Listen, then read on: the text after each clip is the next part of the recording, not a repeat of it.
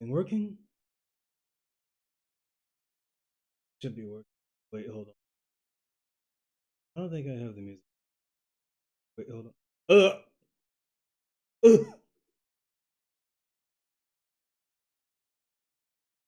Yeah, I don't have the. Okay. Oh god, it's breaking. Oh god, the music's breaking.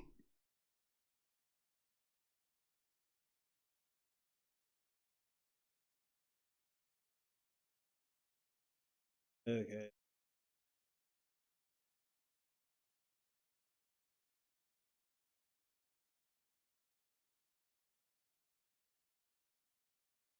Break.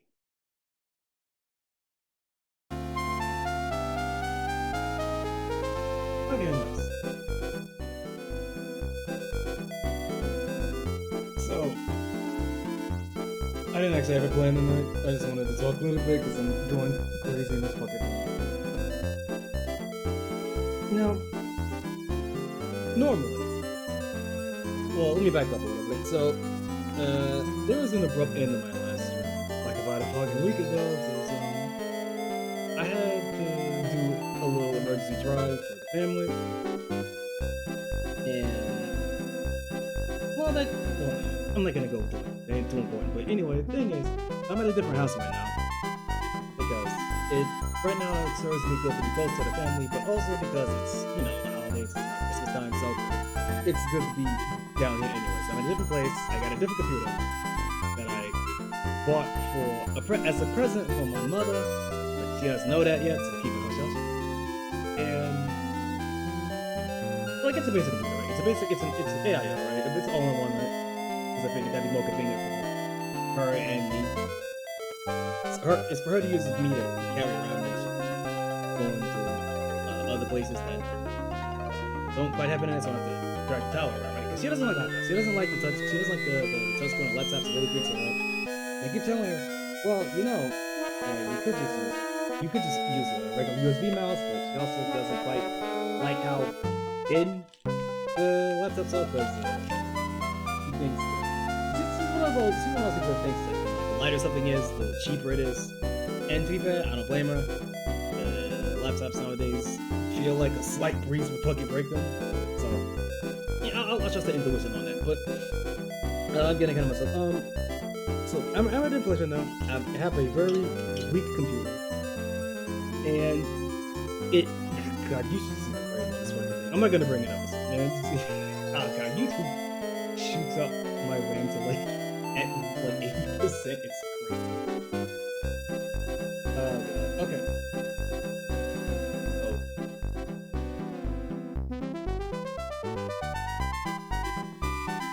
Actually, before I get into what I want to talk about, I just wanna say, as much as I ain't really all that excited about the new Virtua Fighter, I believe the project is actually called the new Virtua Fighter. It is nice to see all the old men play the Emperor. I have not seen Ida-san so happy before. He's laughing, he's cheesing, he's having a good time, he's ruining people's life with Shunji. Fuck that old man, he should have died a little player 20 years ago. Fuck that old man. But it's nice to see him happy, right? Japan is popping the fuck off playing Virtua Fighter. I mean, to be fair, they never stop, right? It's like every country has a fighting game that they will play forever, and for Japan, that is Virtua Fighter. To give an example of what I mean, right? Everybody knows about. Okay, let's start. Let's start here. People outside of Japan are now playing Virtua Fighter because Revo's out the beta for like 5 days, and I am not able to play on this fucking thing. I only get 40 frames. I only get 40 frames on this thing. It's terrible. It's terrible. Absolutely travesty. But I can't play it. And I don't think I'm gonna get home soon enough to play it. I'm not gonna get soon enough home to play it. I'm not gonna get soon enough home to grind out the Geese Howard outfit and shit by the 6. I'm probably not gonna get home soon enough to actually buy the DFO outfits. The SNK collab DFO outfits. Because I wanted to get 3 of them. I wanted to get Billy Can, I wanted to get Mai Shinui, and I wanted to get Blue Mary. But in order to unlock Mai Shinui, because Neopol knows the audience, right? Everybody wants the Shinui outfit. You have to buy 2 or 3 other outfits before you can unlock the Shinui one as a gift. So So I'm kind of debating like, well, I mean, I don't really. Okay, it's not that I don't like them. They're very accurately represented, but I don't like. They picked the wrong ones, right? As much as Schoolboy, Orochi Saga Kyo is the classic Kyo, my personal favorite Kyo is Nesuke with the white jacket and the cross pattern shirt that makes him look like an asshole. Because Kyo Kusanagi is an asshole.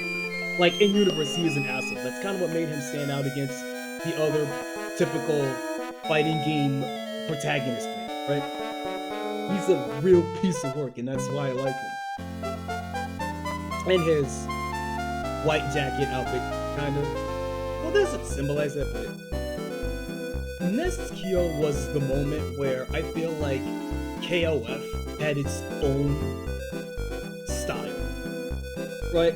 Think about it, King of Fighters had its own style compared to SK's other games because it was annual and cheap, and that was kind of the point where it was supposed to be a little cheap annual thing to make money to fund SNK's other projects, but as KOF became SNK's main export, I should say, all of the funds went into that instead, which went into more characters, more movesets, more animations, which very nice. Like Leona in '96 is a masterclass of animation, right? For how small those sprites are, Leona in '96 is a marvel in how well she animates. But I'm getting ahead of myself, right? Especially compared to other characters like Yashiro. Right. So, no, wait, Yashiro's 97.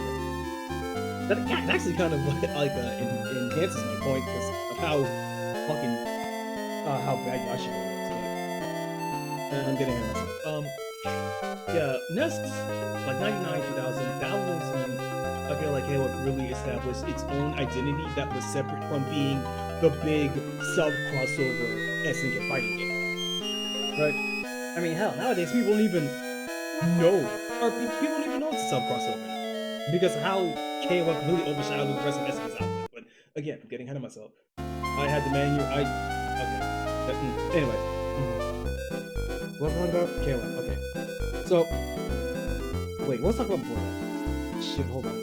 I don't want to talk about Rich Fighter, but I got sidetracked into KOF. Right, I won't have the time to get home and actually buy the outfits I need. Because they don't have the outfits I like. Yeah, I'm grateful that, Kyo's there. But I like Nesukyo because it's like a shit ass, and that makes me like him more as a character and playing as him because I think it's fine, right? Benimaru, the one they chose is 98 Benimaru because, of course, it's 98 Benimaru. Like a lot of the characters that are in KOF, they do it with 98 because, of course, you go with 98. That's the game, right? But I like some of the designs better than 98. I like. Let me bring up TFG. Hold on.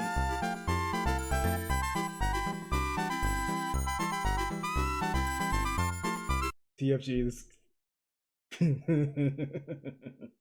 So, TFG. Okay, we're good. We're good. The music stopped. It's fine. I don't have that much music on this computer anyway. Wrong button. TFG. So, I just want to bring up. I should probably have visual aid on. So, wrong Kyo. Kyo Kusanagi. Here we go. Just to explain what I'm talking about. So, what's good? This is good. I think it's a 96. So this is Kyo as he looks like in Orochi Saga, right? He looks like a typical, slightly atypical high school student, right? He's got the Gakuran, he's got the uniform, right? But he's also got the gloves, he's got the headband, he's got these really nice white loafers. So he's a little bit, it's not, he's a little bit of a punk, right? Not too much, because he's got to stay within he has to be generic enough that all of the teenage boys in the arcades in 1994 could identify as him. But he's a little bit of punk. His Gakuran, his little uniform jacket, it's cut short, cut short like some Yankees did at the time. Well, no, not at the time. That's like a kind of like a late '80s thing because I think Bancho was nearing the end of being fashionable at that time. because the Bancho have like the really let's Bancho.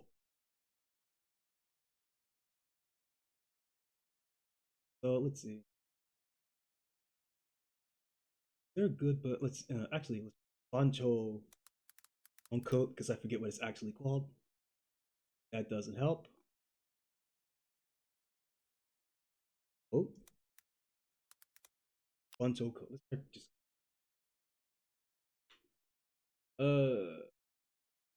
think of Bancho. This kind of works. Like as an image, as an image, this is so for Bancho.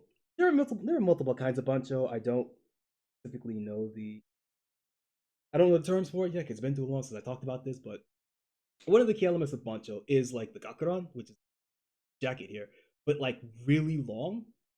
And sometimes you have it opened up. Sometimes you have it slung around the shoulder. Sometimes you have it like slung around the shoulders. And a lot of times I forget there is a specific term for it, but I forget where you would have like writing on the back. That's like that would that you would use to rep the gang you were in or rep prefecture and stuff like that. But generally the idea was that the longer the coat, the higher you are in rank, right? Although some cut it short for style, some people cut it short for style. But generally, like the idea is like the longer the coat, the larger you are in rank, which is why a lot of times we see Bancho characters, the coat is really long because it's a reflection of that type status. Yo, yo. Now this is probably just due to you know animation because they probably want to animate Kill having a really long coat. But also, this was around like the tail end of Bancho style. So even though it is a modified uniform, right? It's cut really short. Got a I don't know what material that is. Probably leather. I'm not too sure, but he's got like a little dress shirt under there that's not uniform standard, and he's got these shoes here that are also not uniform standard. And of course he got the gloves with his own insignia on them, the hachimaki headband, to show Spider Man. So a very good blend of contemporary of the time, contemporary fashion, and generic schoolboy, sleeves rolled up like he's ready for a fight, right? It's not a bad design. I like it. Like as a take on the schoolboy. Actually, why I talked about Morpheus, I want to talk about. Let me bring up. Tono should be here. He's not here. That's Tono. I spelled his name wrong. Toshiki. Toshiki. Oh, that's right. Semsho Shiki. Oh no. Oh no. Melty Blood's not on here? Seriously? Hold up. Let's just try Shiki. Melty Blood's not on here. Crazy. That's fucking crazy. Don't know. So as opposed to like a more prototypical schoolboy character, you have a Shikitono, and I deliberately chose the most generic character. Actually, uh,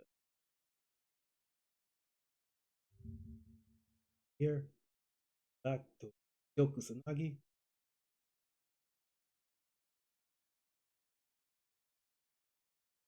Left.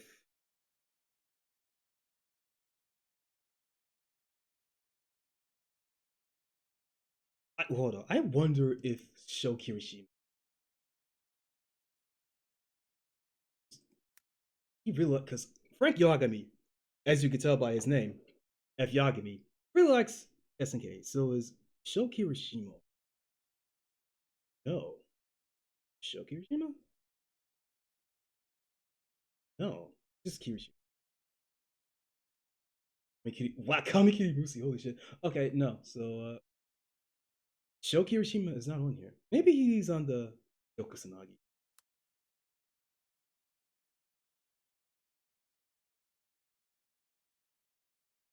I like to kill. If I look at artwork, I'll get back to that. Let me go back to his. I want to see if Show is here.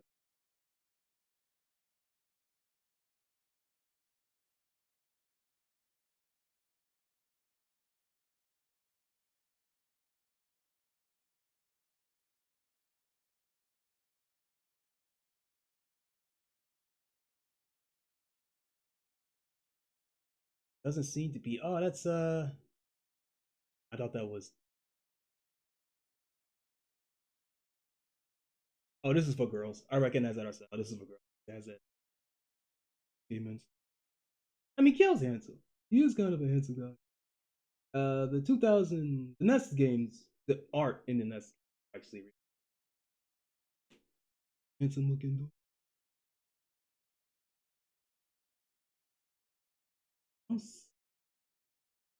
Oh yeah, right. The ripped shirt.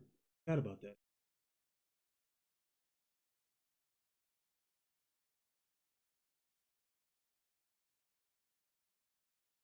Oh, there's not a Yuki battle. I shoot.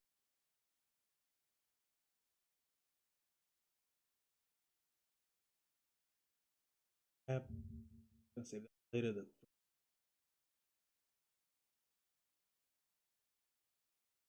Oh wow, 14 in sprite form. Official? Oh god, is this? Oh god, this is I forget what this is called. This was part of a online thing, like some kind of Chinese game.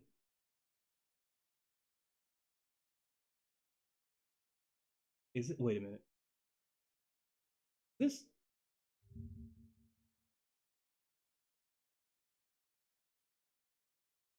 like Lost Saga. Hold up, hold up. Lost Saga. Is this the same game I'm thinking of? Let's try. No, Lost Saga. Is this what I'm thinking of?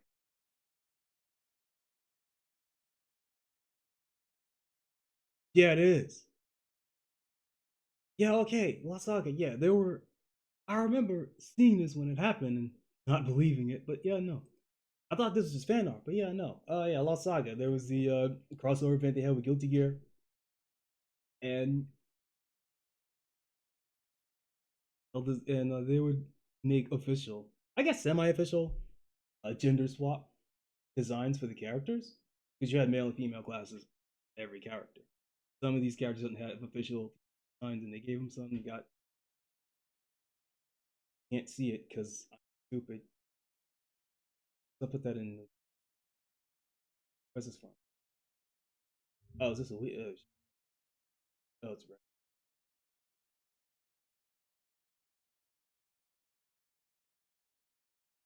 There should be a wiki. Lost Saga wiki here.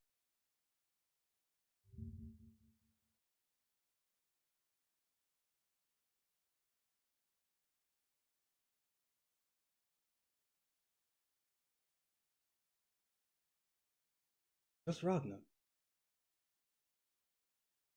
There. Okay, there.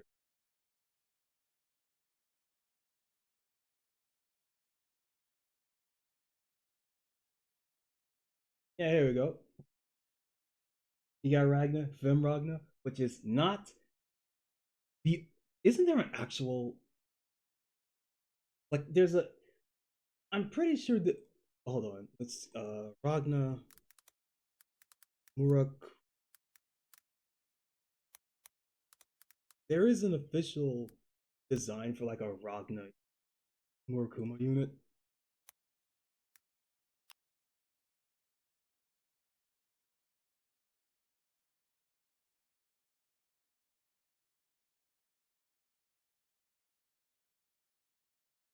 That's new. Wait, is that new? Wait.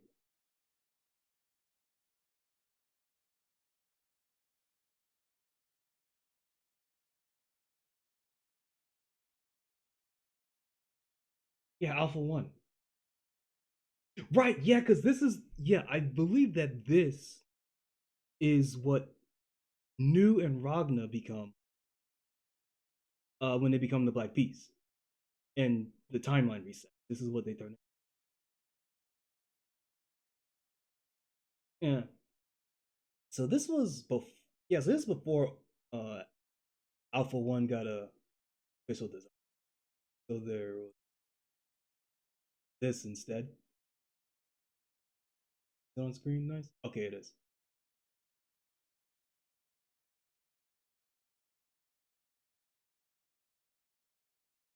I think most of these are nice.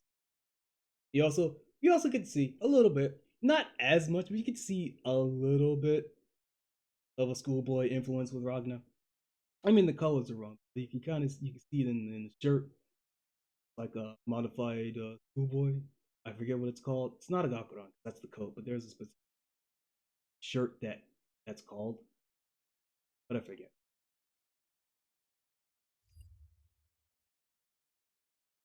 Second here, and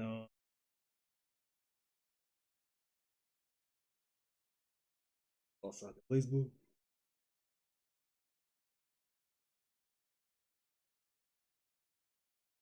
Ab I don't remember how many. I do remember Soul. I do remember Hazama, and I do remember that might have been it.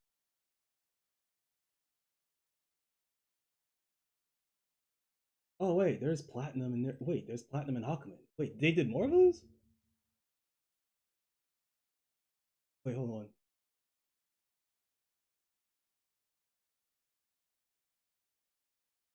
Oh, and there's Rachel.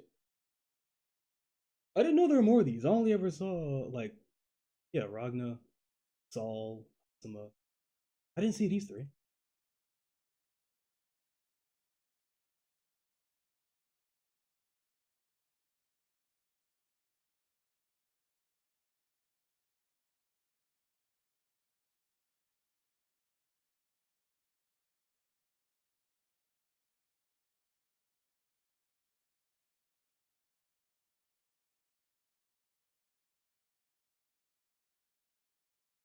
I really like Hazama.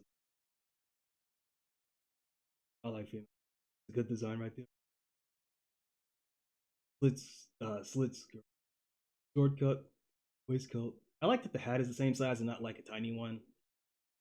Still has here. I like that it's a.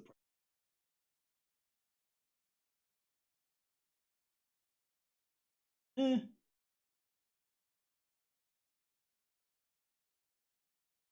I kind of wish the shoes were the same as Hazuma's. Not necessarily. I mean, they could be heels, but I wish the design was more around with.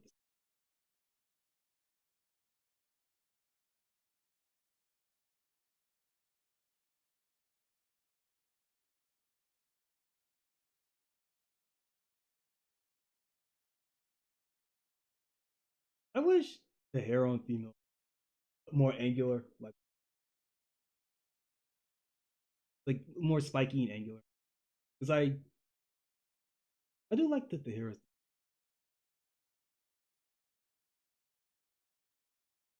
Wait, hold on. Yeah, no, because a female soul has like a more straight cut. I like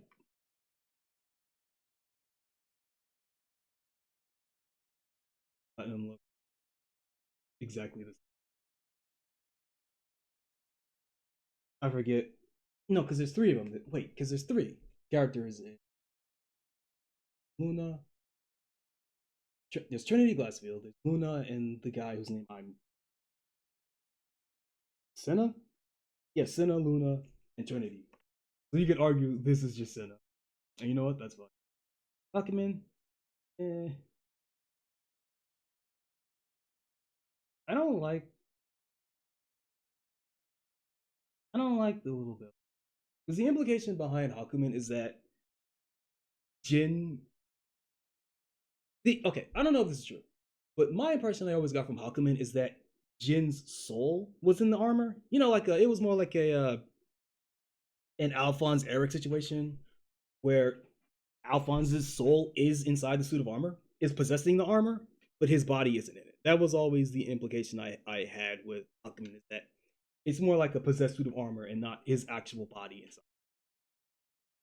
So I don't like that. I don't like the little Rachel looks perfectly fine.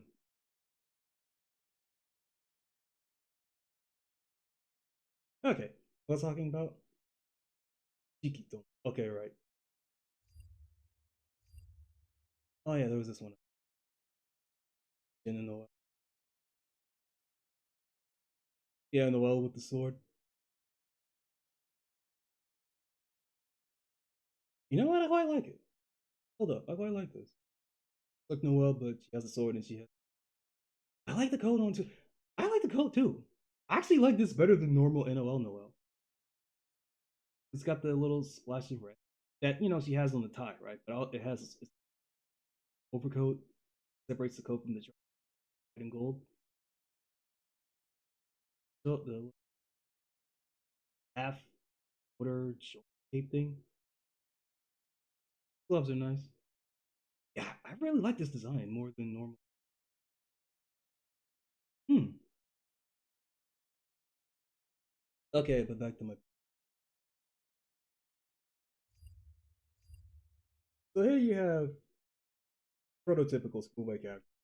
I intentionally went with Shikitono as the most boilerplate version of that because something I find fascinating about Melty Blood, specifically old Melty Blood, not new Type Lumina Melty Blood, but old Melty Blood, outside of the fact that you can clearly tell which are original characters and which aren't because the original characters look like fighting game characters. But more importantly is that because these are visual novel characters that are not designed to be fighting game characters, that they're how do I explain it?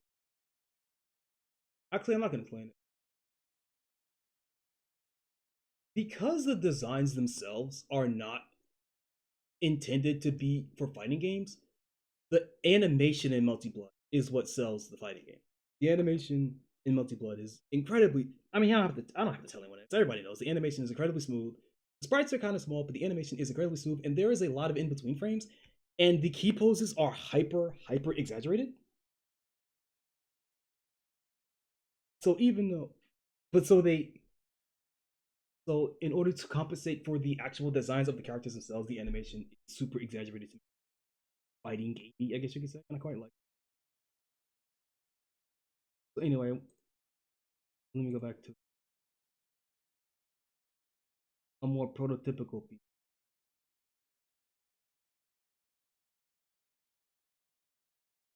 So, so as I was mentioning, like what, fucking 10 ago, you can see here. Oh, Shrekbeard. Oh, I don't have chat. I have. Sorry. Hello, Shrekbeard. I have.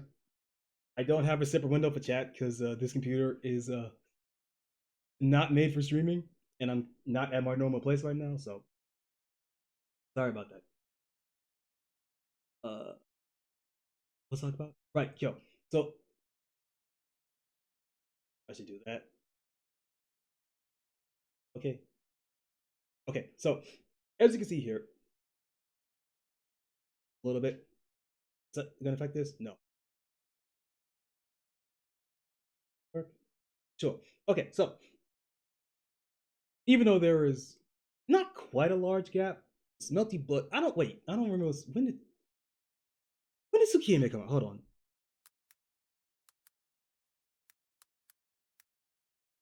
Tsukihime. When did Tsukihime? 2000. Okay, it is 2000. Wow, Melty Blood came out fast. Yo, hold on. When did Melty Blood come out? Like 2000. I think it was like 2001. No, I think it also came out in 2000 because it had a Dreamcast port. Wait, hold on. Melty Blood.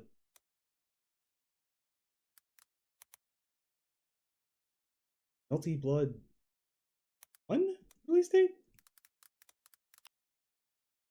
2002. Never mind. I'm stupid. Came out 2002. Windows 2002. Yeah, okay. I because I always remember that. Yeah, I always remember that Melty Blood, the original Melty Blood, had a fucking Dreamcast port. So let's see. Back to Shikitono and on him. Okay. So as you can see here, even though Kyoku's Nagi is kind of like not con- I don't know if I use a contemporary. I don't know if I want to use the word contemporary. It's technically accurate at the time it came out because this is '94, it's 2000, right? Generic schoolboy character, right? That has enough going for him. Like he has a little bit of personality here, right? In how he customizes his uniform. The fact that his uniform is customized at all shows that he's got a little bit of attitude to him, right? He's got these nice expensive shoes, gloves, obviously, fighting game character, his own little insignia on it, and on the back of his jacket, he also has the insignia of his family on it. That is not, sorry, is not standard procedure, right? Got a nice shirt, shortcut, shortcut jacket, sleeves rolled up, right? He has enough personality to him that he kind of stands out amongst the schoolboy archetype and even amongst KOF's other characters. However, roll up. Oh god, it's so slow. Oh, it's so slow. What's a good? However, when I think of Kyo, this is the Kyo that I think of. I think 99 Kyo with his asshole douchebag white leather jacket, turtleneck with a crossbred on it, wallet chain, frayed jeans. This to me is Kyo. While I appreciate using classic Orochi Kyo for the outfit, my Kyo is always going to be this one. And to be fair, Kyo's had quite a lot of design. Got his 2003, this 13. Where's 2000? Where's 2000? Not 30. I'm thinking of where's because 11 Kyo and 13 Kyo are basically exactly the same, right? It's mostly the same. Like this here at 13 Kyo, this is kind of a combination of Nest Kyo and 11 Kyo. It's more like Nest because the jacket is black and he's got the white shirt underneath, and it's a bit more like Nest because he has the wallet chain. I can't, of all diesels to bring back the fucking wallet chain, because in 11, this is 12. I'm looking for 11 specific. I have 11 here. Wait, where's 11? Yeah, here we go. Well, this is 2003, and 2003 and 11 are basically the same. So 2003, he's got like the jeans have a green tint to them, and he's got this super long belt. It's not quite as long in his art, but in the sprite, if it should show. It's like super long. It goes down to like his fucking knee.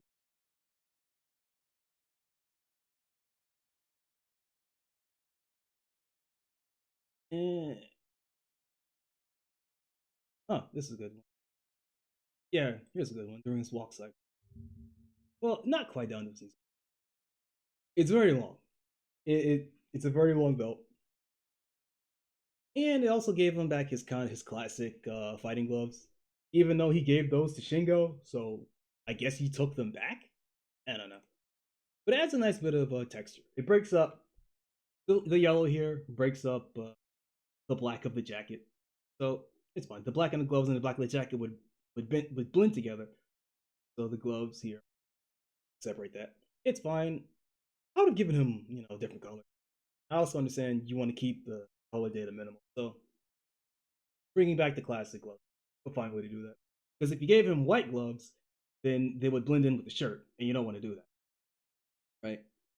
And his basic color scheme is black, more black, brown. So you have to kind of stretch that around, like different shades of brown, like his hair. Like you can see here that the hair, belt have the same color data, but also the hair and the shoes have the same color data, and the skin and the glove set. So I get it. You want to, especially for the amount of characters that KOF 11 had, you kind of wanted to simplify the color schemes, I guess. But let's see. Oh, oh, okay. So I should probably. It's been a while. I should probably actually show him second here. Just so I have a little bit of visual aid as to why I'm talking about this before I get back to Virtua Fighter. I remember that I am supposed to talk about Virtua Fighter. I'll get that. I'll get back to that in a second. Uh, it's cracking update. Should be ongoing event, right?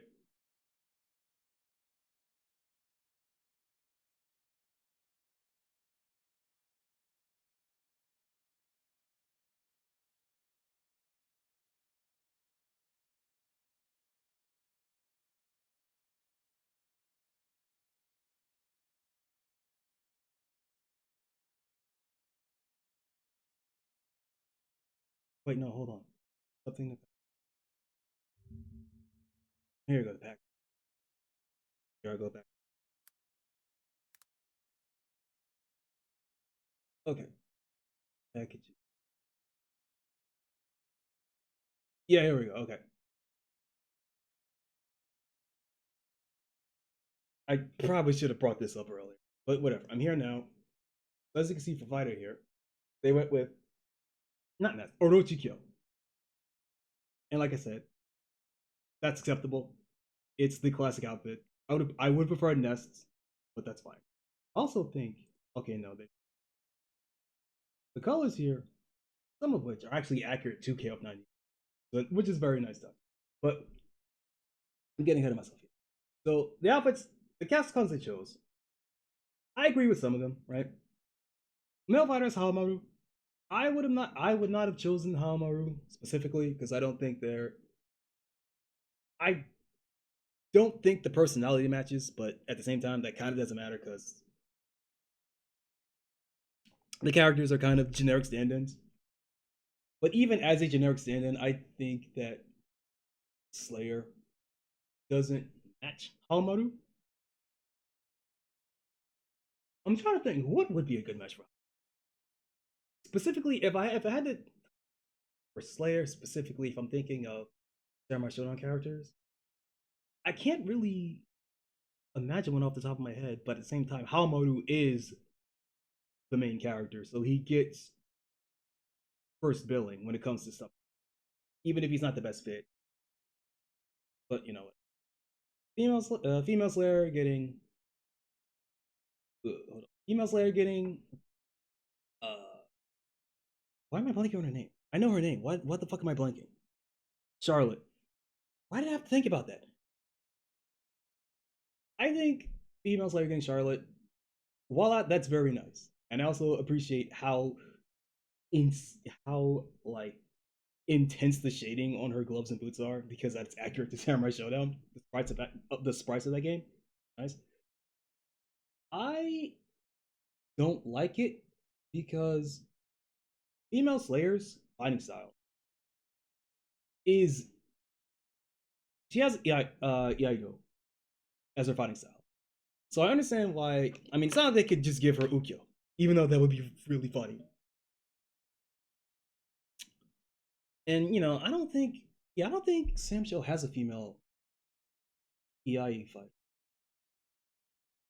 So if you were to pick a female representative of Sam Show to go for this, it would be Charlotte, but Ukyo would have been not a better choice. I think it would have been funny, personally, but I get it. Almost like in terms of personality, as a can't. In terms of personality, it's a good fit because they're both like very fighter.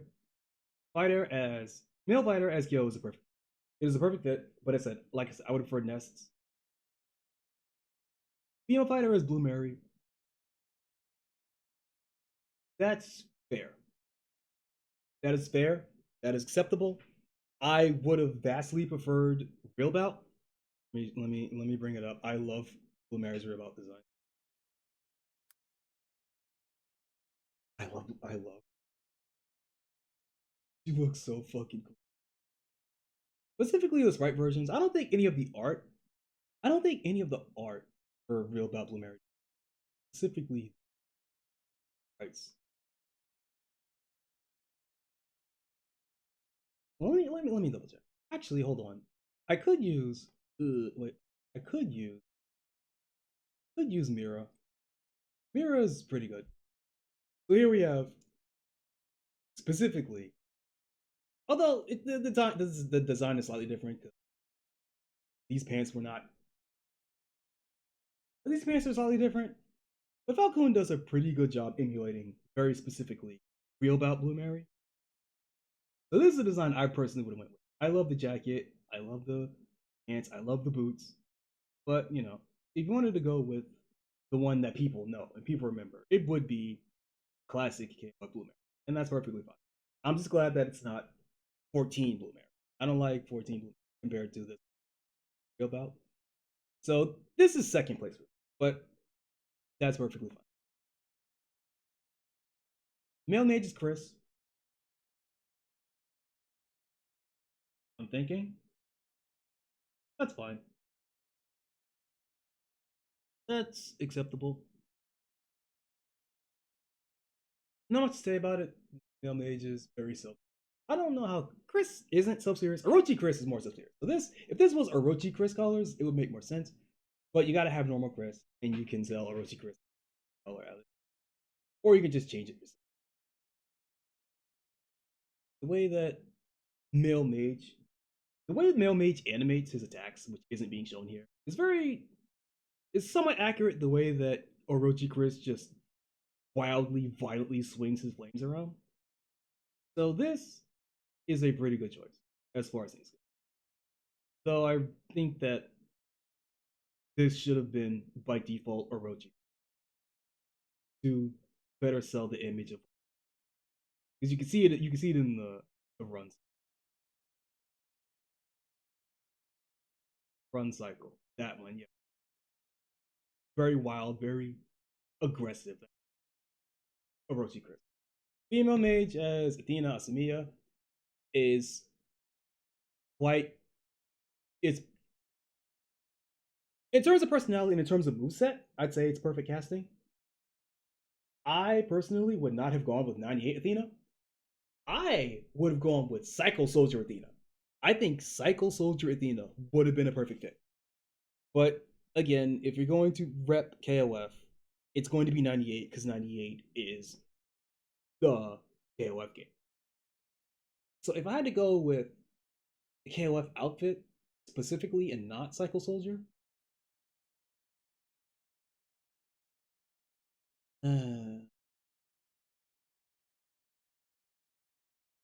I like 95 a lot. I do like her 95 outfit. I do like her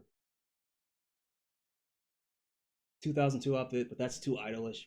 That's too idolish.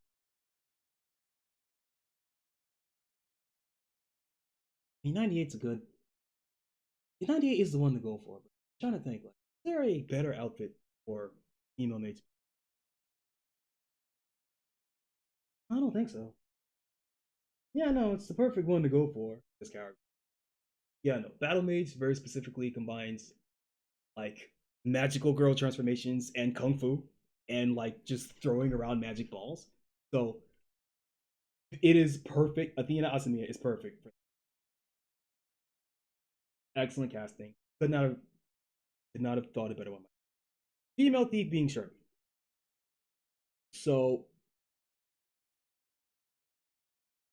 I and I understand and I know why they did this.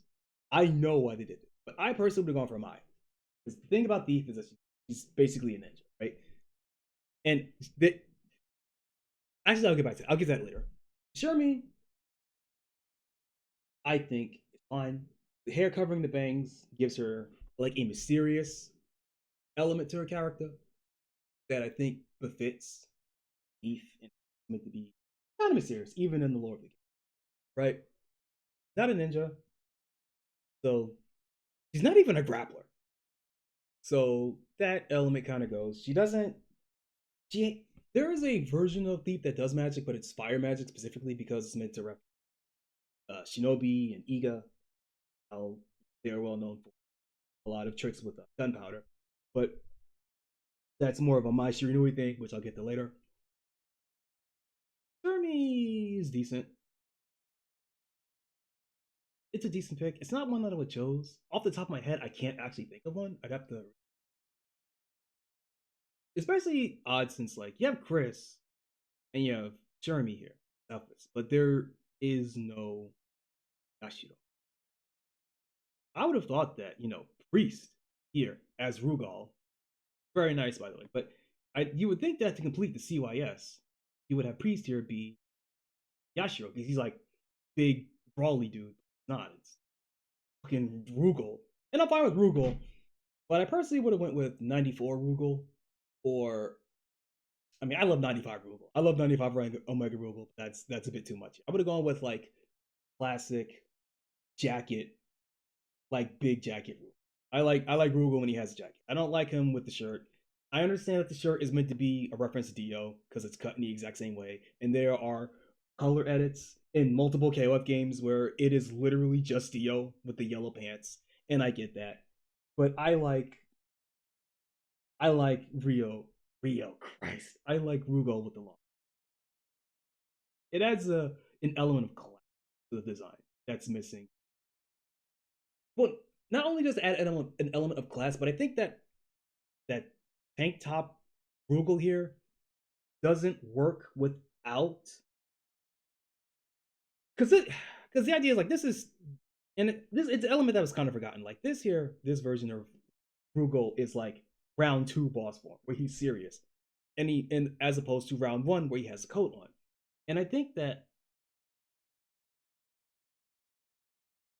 the I don't want to say precedent because I don't think that's the correct word for it, but I think that without that context and just having regular tank top Rugal, that weakens the design.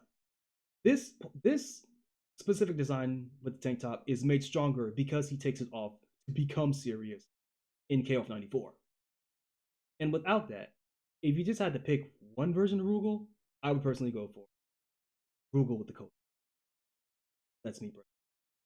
But again, yeah, it's really weird that male priest here is Rugal instead of Yashiro. Right? That's weird to me. Male gunner, Benimaru.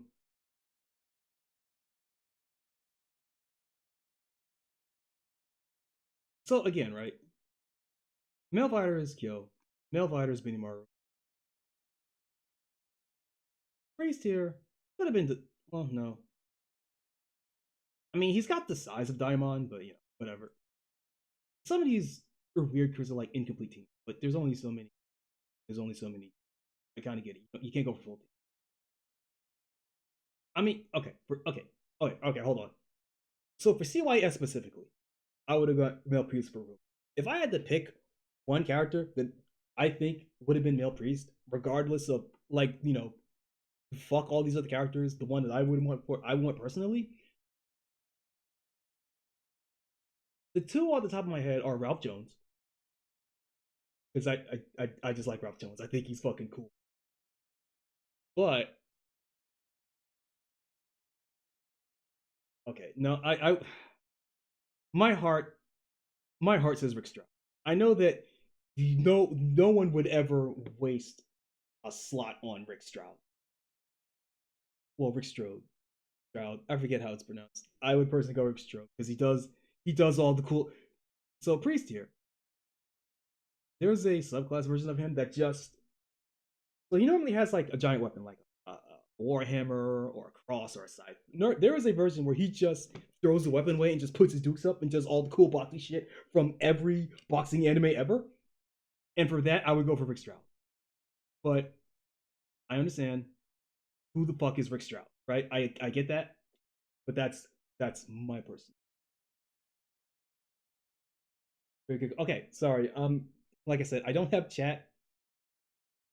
I only have one monitor here. Actually, can I pop this out? Can I do that? I'll get to you in a minute. If I pop this out, can I have it be always on top? No, I can't. Okay. Uh, that's gonna be a problem. That's gonna be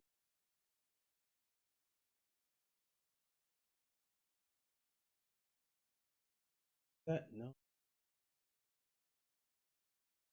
Okay. Thanks, Switch. Okay, let's see. Yeah, that's not gonna work. Okay, dude, no, listen. My RAM is always is the fact that I can stream right now is kind of amazing because this thing is not built to do this. This fucking AIO is not built to do this. My RAM is like at 70%, dude. My is constantly 70% and up. It's never been lower than 70%. Fighting game sprites. It One of my favorite pastimes was actually watching fighting games. I still kind of do that now. Like sometimes I will just boot up KOF on Steam and just like 98 or 2002 or Breakers and just look at the sprites. It's one of my favorite pastimes. I love looking at fighting game sprites. I love listening to fighting game music. I love looking at fighting game artwork. I love appreciating the aesthetics of fighting games and not simply just I'm a No Jacket Peasant. There's nothing wrong with No Jacket Rugal. I like No Jacket Rugal, but I like No Jacket Rugal in the context of him removing the jacket to be serious. And without that element of the character, I think it weakens the No Jacket design. Right? 94 was peak Rugal. He fights you with the jacket on, and then he takes it off, and then he does God Press and fucks your day up. Right? To me, that is always peak Rugal. But if I had to, and to be fair, I like it's never been KOF never did this, and I wish that they did. But I really wish that in '95 or in any game that would bring back Rugal, that it would take advantage of the 3-on-3 system where Rugal actually has 3 forms instead of 2. Where round 1 Rugal fights you with the jacket on. Round 2 Rugal, he takes the jacket off and gets serious. And then round 3 Rugal is KOF 95 Rugal, specifically KOF 95 version of Orochi Rugal, where the shirt explodes off of him and he's shirtless and he has the robot hand and the wild hair and the big dumb Omega tattoo on his back. To me, that should always be Omega Rugal. I understand why in '98 when they brought Rugal back, they split the difference, just made him like sleeveless shirt Rugal because animating him with the coat would take a lot of extra frames, and animating him with in '95 where he has like the robot hand and the tattoo that would require a lot of work because that's a lot of intricate details.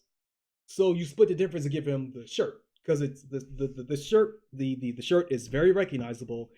You can have him be serious Rugal because you can just change the colors and make Omega Rugal because 95 is too much Omega and 94 is too much regular.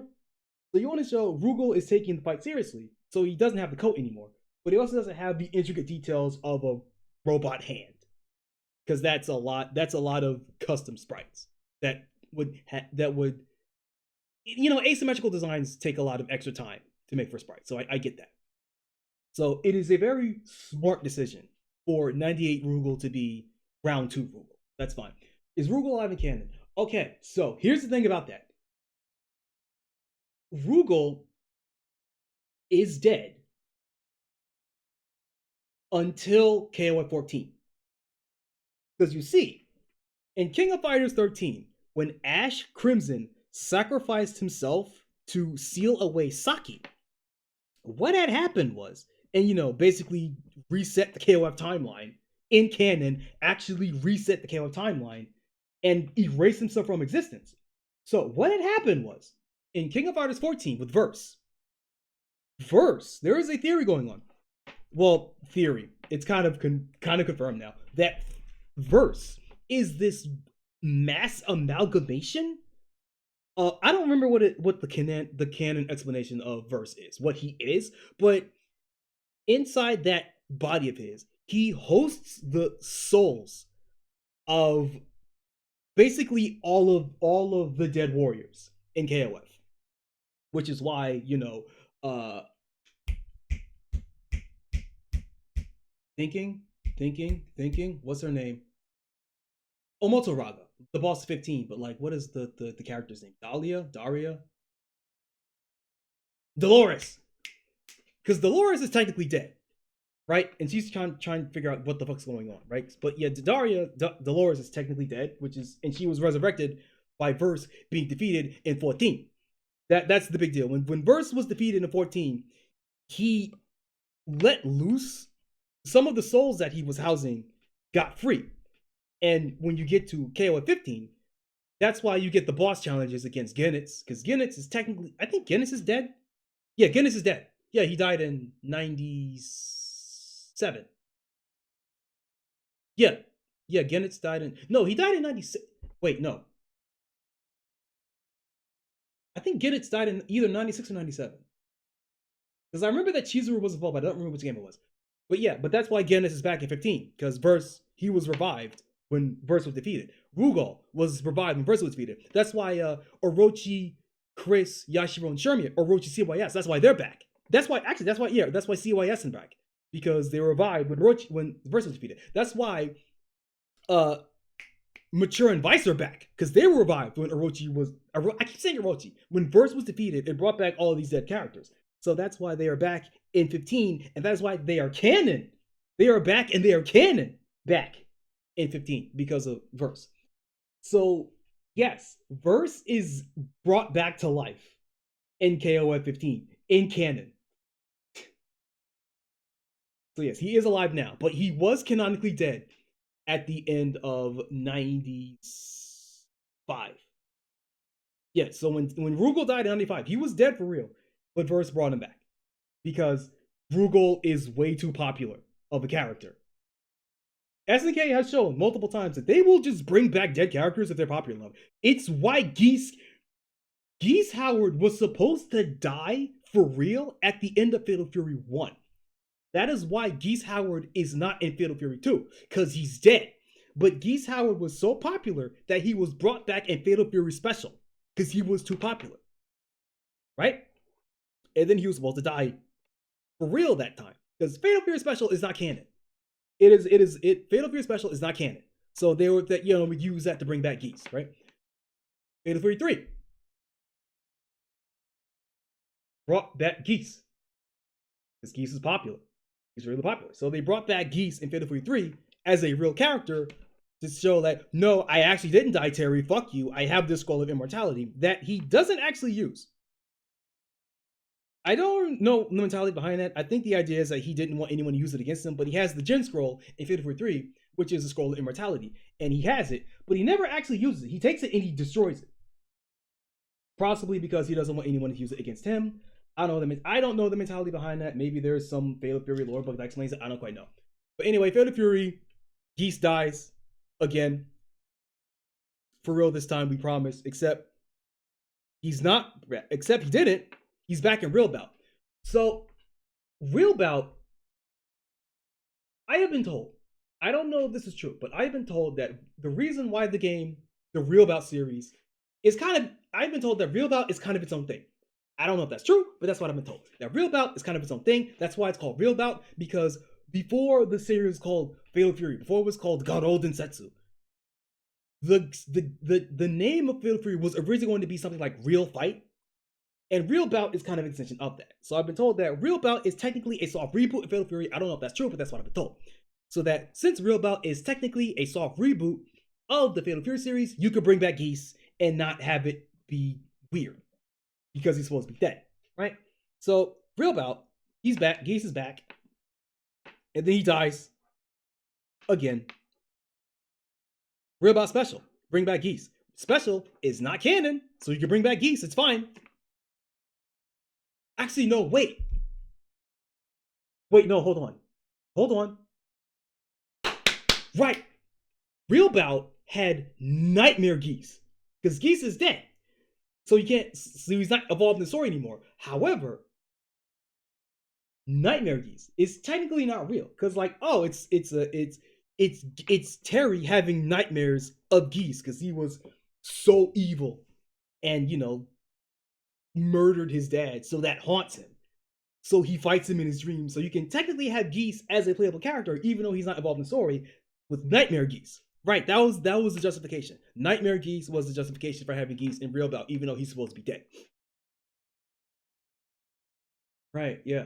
And that's why Nightmare Geese is in 14. Right, yeah, okay, yeah, I'm remembering. Okay, yeah. So Fatal Fury 2.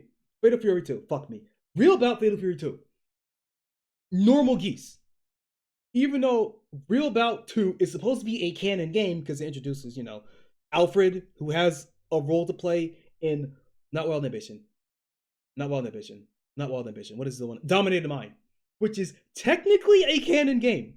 Dominated Mind is technically a canon game because it follows up on Alfred Airhawk, who is a secret bonus fight, not a playable character, but a bonus fight in Real Bout 2, because he is the protagonist of Dominated Mind.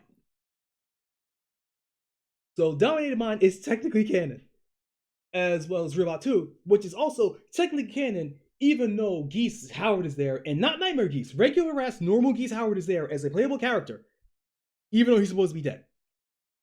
Because, Geese Howard was so fucking popular that SNK just kept bringing him back. Which is, it's smart. Geese Howard is like, I think Geese Howard, in terms of SNK villains, yeah, Geese Howard is the SNK villain. Like, more than Rugal. More than Rugal, more than Orochi, more than Browser. Like, Geese is like the big SNK villain. He's just that fucking popular. But anyway, let me get back to rights here.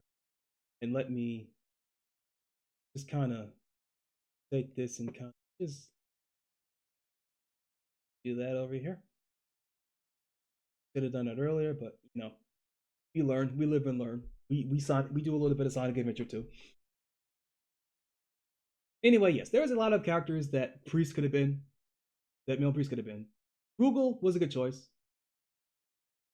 Personally speaking, my heart would say Rick Stroud, even though I am literally the only person that would say that. So I get it. I think Rugal was the best choice. I understand why he's not Yashiro, because of the CYS team, Yashiro is the least popular. Chris and Shermie are popular, at least in CYS. Shermie exceedingly so. Chris, kind of a hanger on for Shermie, but he has enough of his own thing going on that even outside of Jump CD memes, and the big reveal that he was the host for Orochi the whole time, and as I said before, Jump CD memes. Chris does have a fan base, right? Yashiro does have a fan base as well, but he's kind of like a hanger on to Shermie and Chris. Of the three, he's the least popular. Yashiro is the Maxima of the squad, right? Because K-Dash and Kula are exceedingly popular. And then there's Maxima, who is just kind of there, and he gets a free pass to be in every game because he's tied intrinsically to K-Dash and Kula, but he doesn't quite have his own fan base, He's the Daimon, right? You can get Kyo and you can get Benimaru, but Daimon is not always guaranteed, right? You can get what I'm saying is that you can have a KOF game without Maxima. You shouldn't, because Maxima's fucking cool, but he doesn't. And if we were to gauge by popularity, Maxima would not be in a KOF game after 2000 if we were to gauge by character popularity. But I'm glad that Maxima gets a free pass because I think Maxima's cool. Although I do wish Maxima was. I wish that Maxima kept this record. The idea of your big grappler character having rekkas that go into chain throws is really sick. And it's the idea that SNK keeps giving characters, but keep abandoning. Because that was also Brian Battler's thing in KOF 98. I don't remember if it was in 94 because I don't play a lot of 94, but I do know that in 98, Brian Battler, I mean, to be fair, Optimal Brian Battler is doing the big dumb his big dumb air tackle, right? Because it's really good, has a lot of hits. You can ambiguous cross up as fuck. You can combo after it. It's a good evasion tool. It's basically his best move. I understand that, but for me personally, I like doing Brian Battler's chain Arekas that go into his chain throws because I think that's really cool. Brian Battler has it. Uh, Clark Steele straight up has chain throws. Maxima used to have Rekkas in the chain throws, but they don't. He doesn't have that anymore. Now he's just big punch, big tackle, big lasers. Going more into like the whole robot thing, but I think it makes him less cool. It makes him more of a box standard grappler. I mean, yeah, sure. A grappler having a level 3 that's just a big projectile is a little bit of a bend on the grappler archetype because grapplers don't normally have projectiles, much less projectiles that are actually good. So I get that, but I liked the idea of Maxima being really scary up close, not just because of his grapples, but because he has all of these pressure strings that can go into ambiguous grapples. But I also understand that you can't give him that. You know, as KOF, as this KOF 14. Okay, so all right, so for KOF 13, because sprites were so expensive and so time consuming to make, characters don't have a lot of moves, right? The move list of characters in 13 and 12 are drastically shrunk compared to KOF, every KOF game before, right? The move sets in KOF 13 are around the size of like, maybe KOF 96. They're small, right? And that's fair because, budget made sense. 14, move sets were still small, but you can argue that more effort was being put into having a lot of characters. Because 14 had a massive roster, even for DLC, massive roster, and a good number of that roster were new characters, which is something that I didn't think was going to happen. I thought the roster for KOF 14 was going to look like KOF 15, where it's like, yeah, no, we just chose the most popular characters, and that's it. Right? You get your new hero team, you get your new rival team, and then the rest of the roster is like the greatest hits of Nest and Orochi.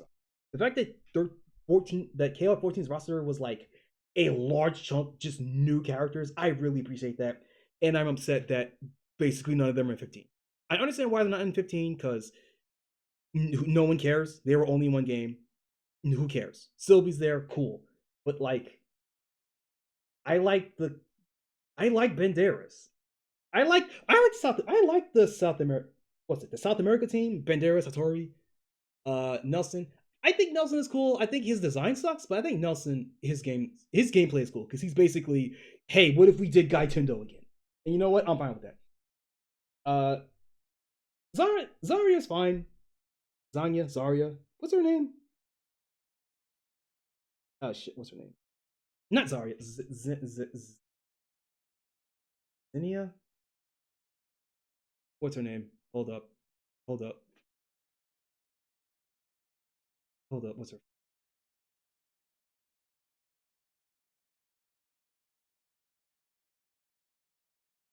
Right, Blue Mary. Hold up. Control F. Zarya? Okay, hold on. Let's see. Let's just go Banderas. Because it'll show his teammates. It does not show his teammates. Fucking awesome. 14. Now it's the. Yeah, it is Zarya. Okay, it is Zarya. Right? Zarya is okay. She's alright. I like that she does Capoeira shit. It gives a chance for Momoko to exist spiritually because there's no way they will ever bring back Momoko as a character. So her doing cool Capoeira shit is fine. I like her Banderas. I quite like it a lot. Okay, it doesn't have the. What was I talking about? Right, I was talking about this.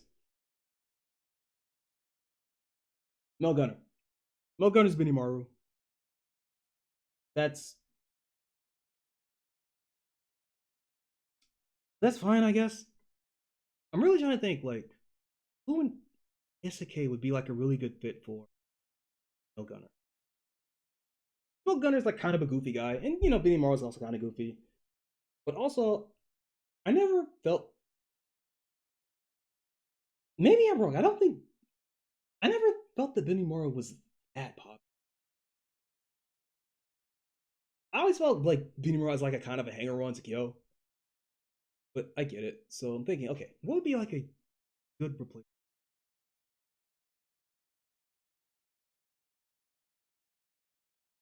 I'm thinking, okay, male character, zoner, kind of goofy. Actually, wait a minute. Nepo likes to make a lot of arbitrary decisions for characters and fighting styles.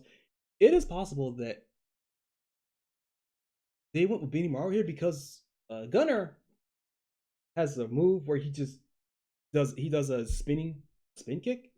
Like he basically does a little breakdancing move, which initially thought that could be Yashiro because of the sweep the El Yashiro, right? His sweep where he does like a breakdance thing. So he also could have been Yashiro, but I let's see. It should be an animation. The move that he doesn't have anymore, the Shinku Katategoma, he gets on one hand and just spins around. Because that is actually a move that because female Gunner here, she actually has a move where she does that. She literally does Shinku Katategoma as a move that she just normally has. Because DFO has a lot. That's what it is. That's what it is. I fucking forgot. Yes, this this right here. This is the reason why Mel Gunner was chosen as Benimaru because Mel Gunner actually does have that move, the Getty kick. This move, straight up this move, it has the same effect in everything. I wonder. Hold up. Let me try. Let me see. TFO World League. I wonder if it's. I should do a stream where I play DFO, not actually play the game, but just go through all of the characters' moves and be like, yeah, so this is a reference to this. Because I remember years ago just having a little notepad where I just wrote down every single reference that I could spot in DFO, and I'm pretty sure that I could easily double that list since I'm more familiar with SNK and DFO. Let's try because it's a generic skill, but it's Ranger specializes in specifically. I think it's called Mock Kick. Okay, let's try Mil Gunners. Kills.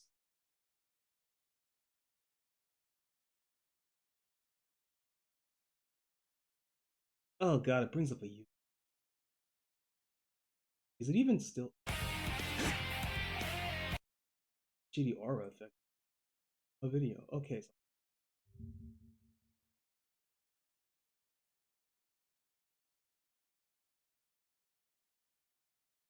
YouTube onegaishimasu.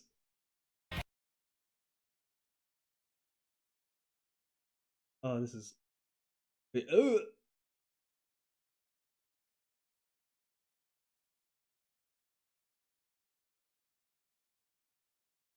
Oh, nice. It loops automatically for me. Good.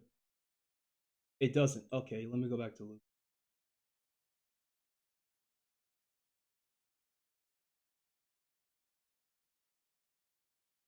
Nice. Okay, so you can see it.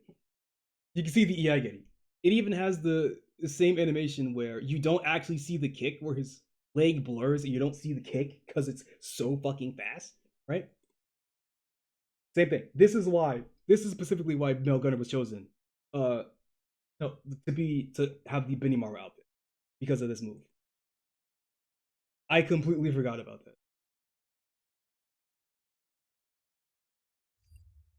So now I'm wondering.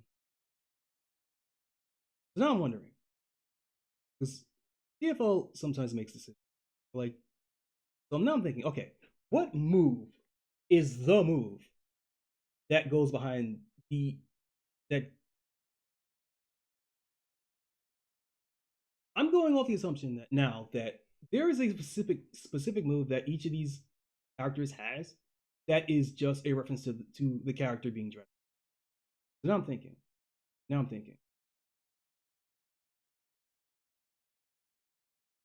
I'm pretty sure that female mage has Psycho Ball as a normal. Actually, no. Wait, actually, priest, male priest.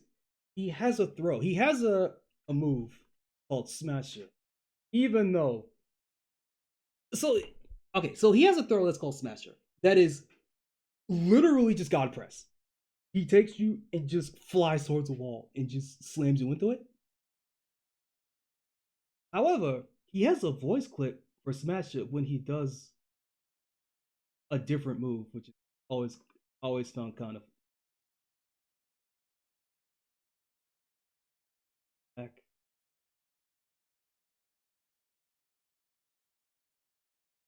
Let's see.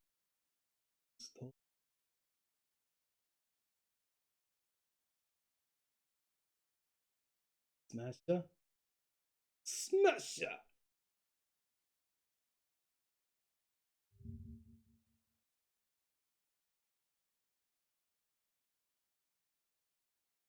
Oh, that's chunky as shit. Holy. 15 years ago? Yeah, that makes sense. Autoplay.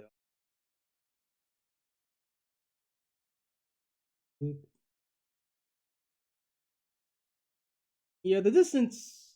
I think they changed the distance on it so you can manually just let go. But yeah, God press. So that's why he's Rugal because he has God press. It's not the super version with the skull explosion, which is yeah. Eh. To be fair, I don't know if they could actually do that. Well, they probably thinking maybe they could. I don't know. Anyway, yeah, no, that's the reason why. Any plans to play Crazy Movie? Okay. Hold on. Is AF my favorite fighting game? No, no, it is not. I'm thinking. My favorite fighting game changes every fucking day, dude. Um, gun in my head, if I had to pick a favorite fighting game, okay, 2D or 3. Okay, I'm not gonna categorize. I'm gonna go. Oh, 2D or 3D. What system? What era? Right? Okay, so it is not KOF is not my favorite fighting game. I do. There are a lot of KOF games that I like. I specifically I like Mira a lot. I like 11. I like 98.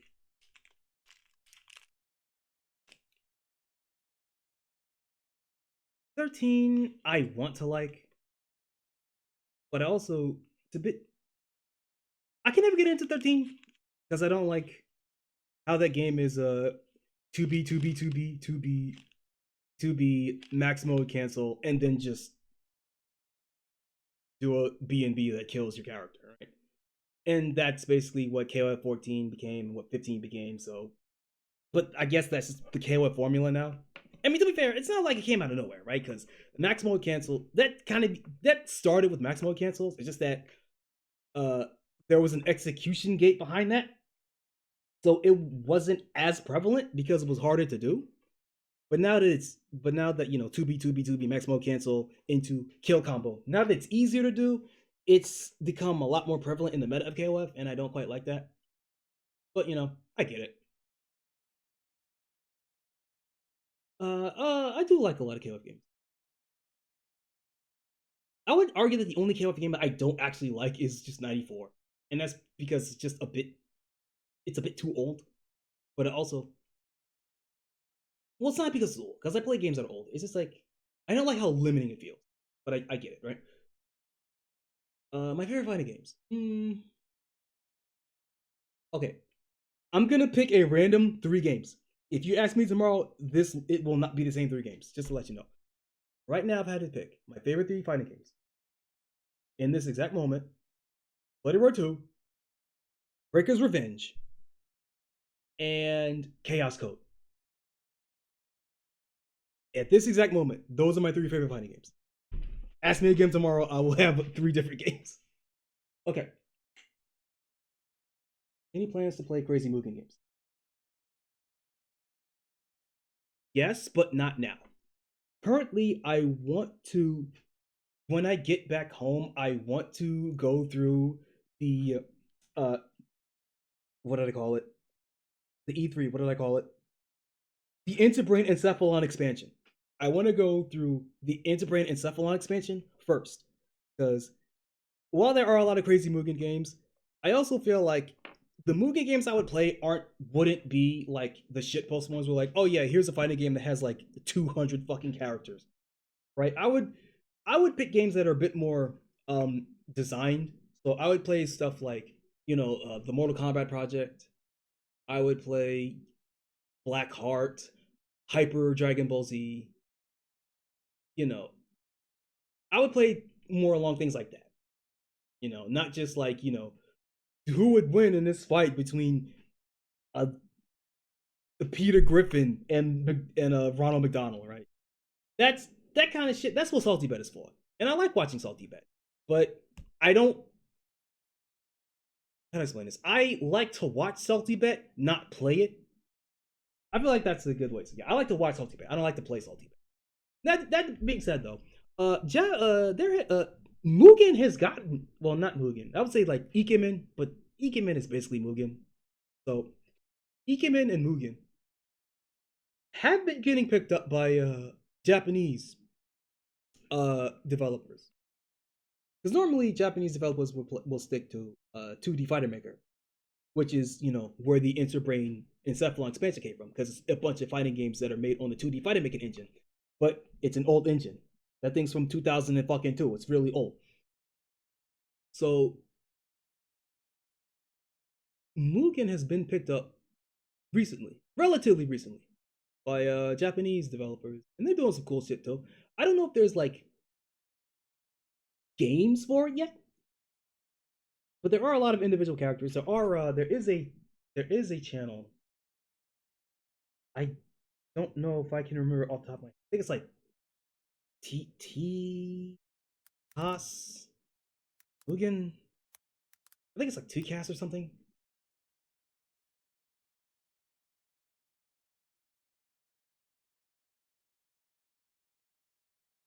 TCast Ikemen?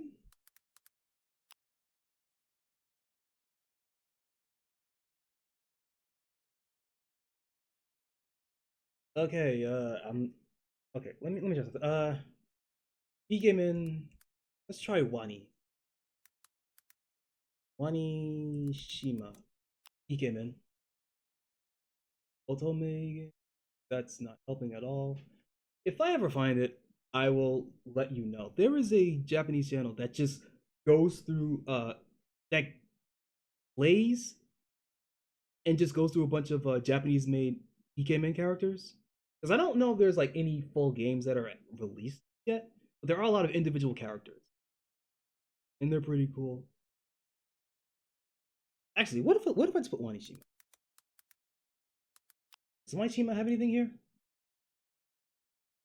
No. Okay, it's with wings? Try that. No. Ikemen. Well, let me try Mugen. Mugen is more well known. Even if it is an Ikemen game, Mugen will probably.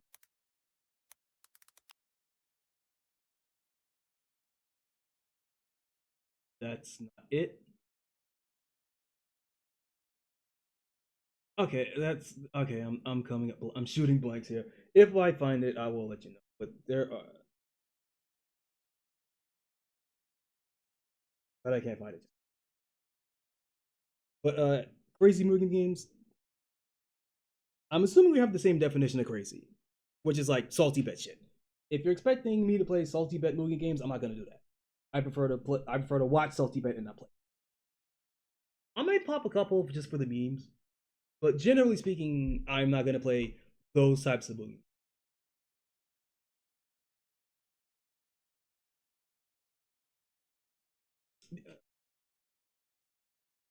Okay, what was I talking about?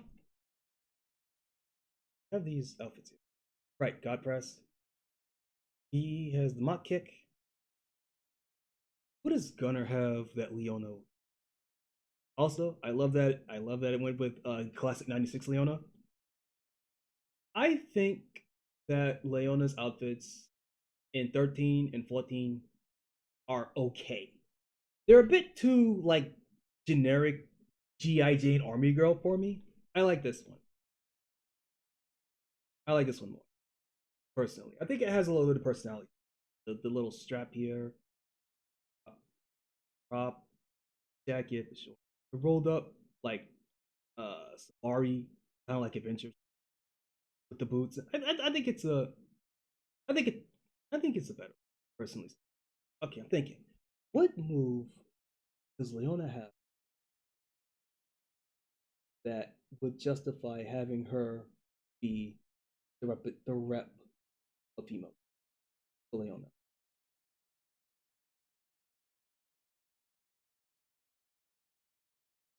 It's probably something related to female Ranger because of the chains, but generally speaking, female gun is more like cannons, cannonball maybe. Hold up, what is the animation of cannon? Hold up,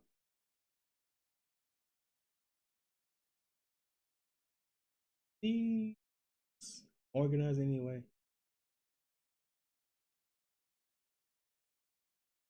Cannonball. Let me see cannonball. What is cannonball look?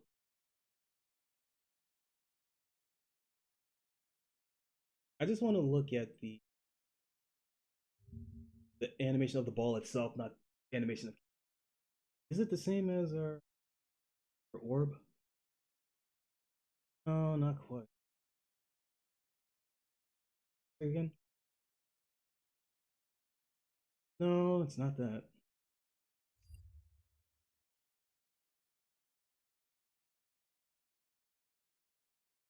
Actually, let me check. Let me check. It has to be something Ranger, because Ranger has. Actually, I could show this off. You know, probably the not the best, but definitely the coolest class in the game. What if you took your gunslinger? So, what if you took your gunslinger character?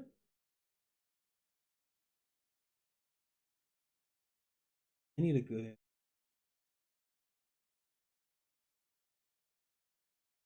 Let's do an aura.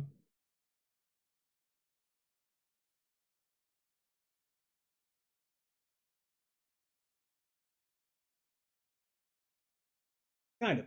So, female Ranger. This is around the time where okay, when when female Gundam was starting first was released, she was basically she was the exact same as the male Gundam. I think she was the first like yeah, she was the first one. Yeah, female Ranger was the first because male Ranger came first and female Ranger came out way later. So there you could see that female Ranger has better animation, but she was the first one of like yeah, no, this is the female version of this. This is the different gender version of another class.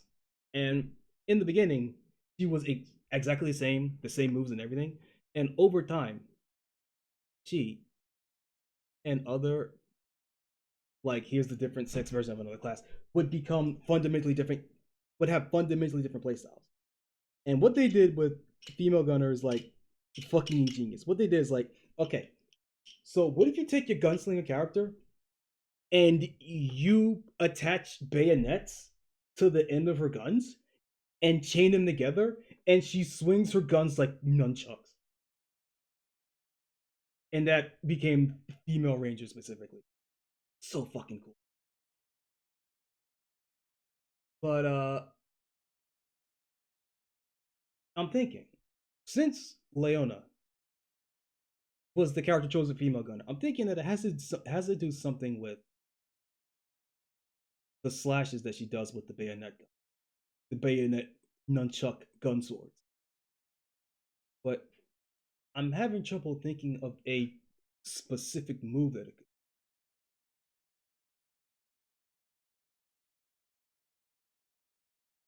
Man, I am way off.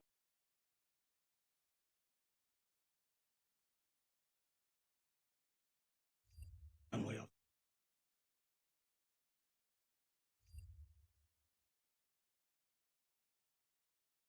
I'm off topic. I don't even remember. I when I first saw this, I had an idea like, oh yeah, it would be better if if a female Gundam was this character instead. But now I don't remember what it was. That was like months ago. Shit, I don't remember. So anyway, in terms of personality, Leon is a good fit. In terms of gameplay style,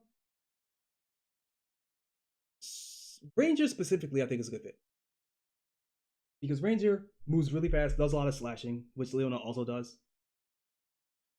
But in terms of a specific move, I'm having trouble thinking of.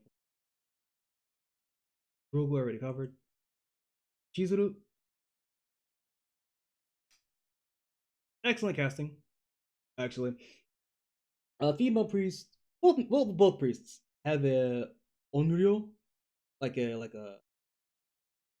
not onryoji, onryo is it? One with the paper seals. Onryo is it?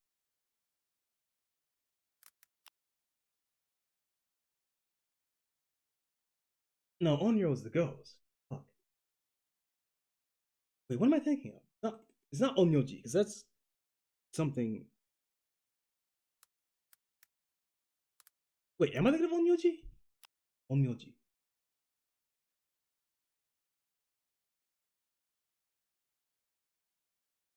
The game?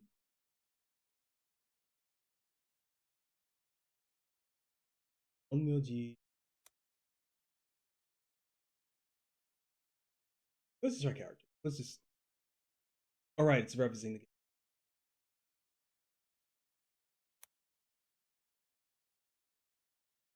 game. Traditional.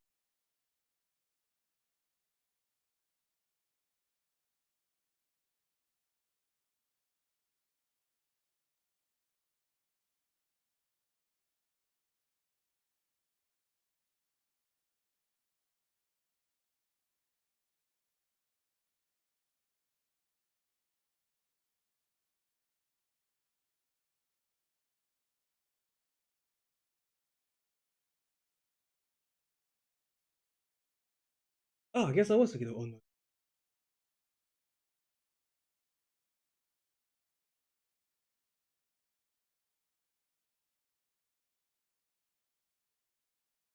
Not a good cut of A1, A2, A2 and A3.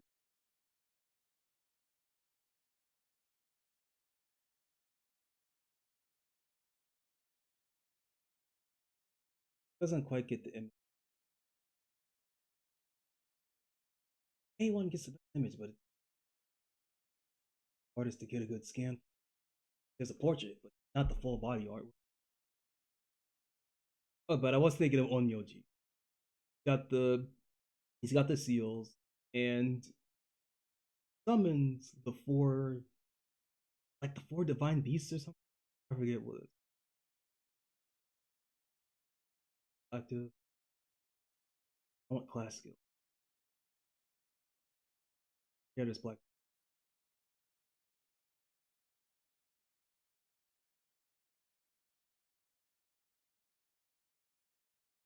Right.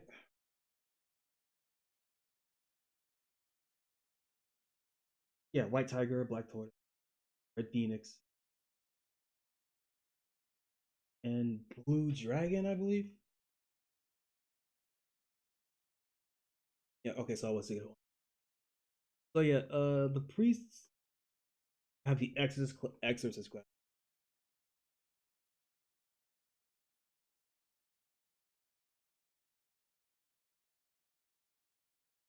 Yeah, shaman.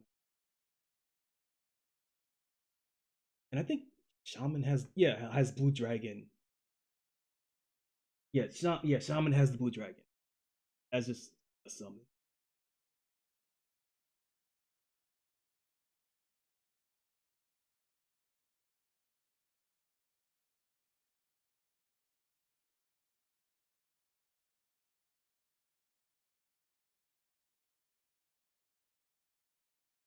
Yeah, and she even looks more like a shrine.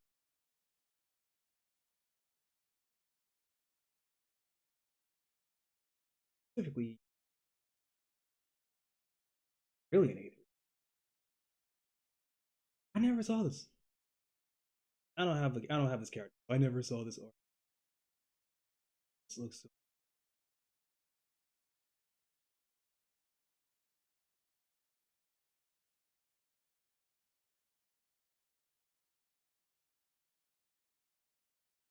Okay, digressing. So yeah, Chizuru, really good pick. Demonic Lancer, Vinomaru, perfect, absolutely perfect. Outside of, well, you don't see it here because the weapons aren't here, so you see more of the outfit. But Billy Kane for Demonic Lancer is absolutely perfect. Staff, fucking attitude, it's so good. You can even see it in the walk cycle.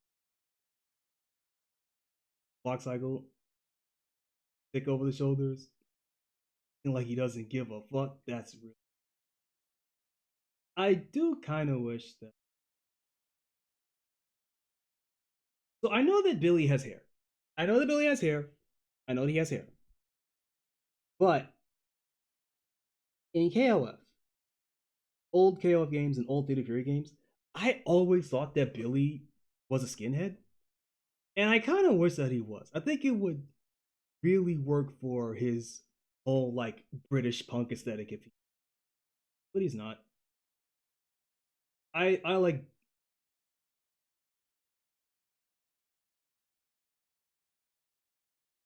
I mean, I'm fine with how he looks in. I'm kind of fine with how he looks in City of the Wolves because he has like this like kind of like '90s surfer bro thing going on. But for like the '80s British punk look that he had that he's classically known for, I think being bald would better suit that design. Night is Nakaruru kind of works. I only say kind of because Nakaruru is weird. Cause like I think the deal with Nakaruru is that she's like is technically not a person. Like she is an actual god spirit and reincarnates or something. Like she's a literal spirit of nature or some shit. And that fits a little bit with the height of DFO. Kind of not a person, but a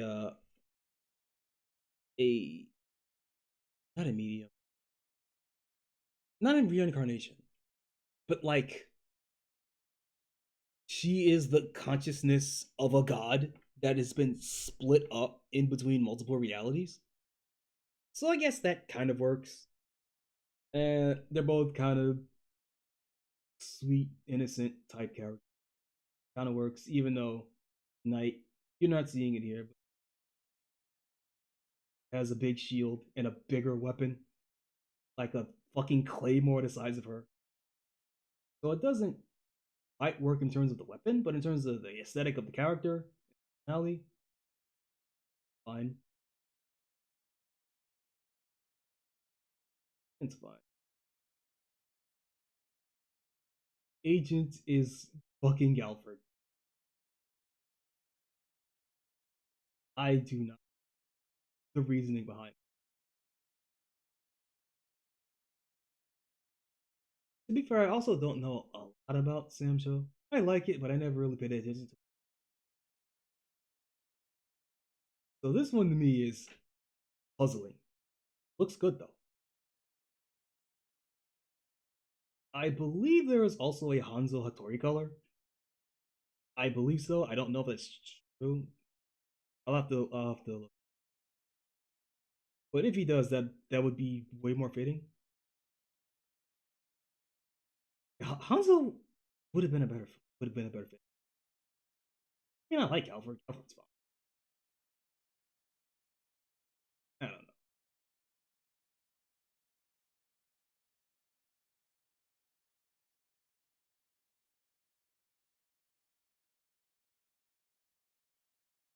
Of all the characters that I was expecting to see in this crossover, Kasumi Todo was not one of them.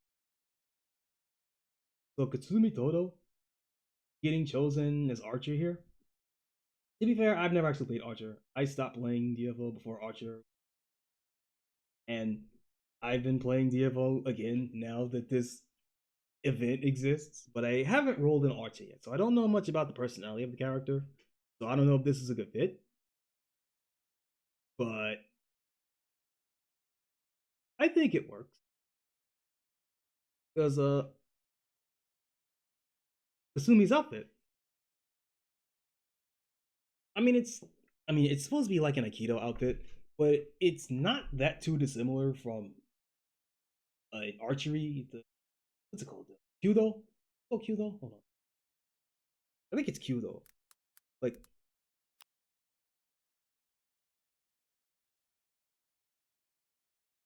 yeah, yeah.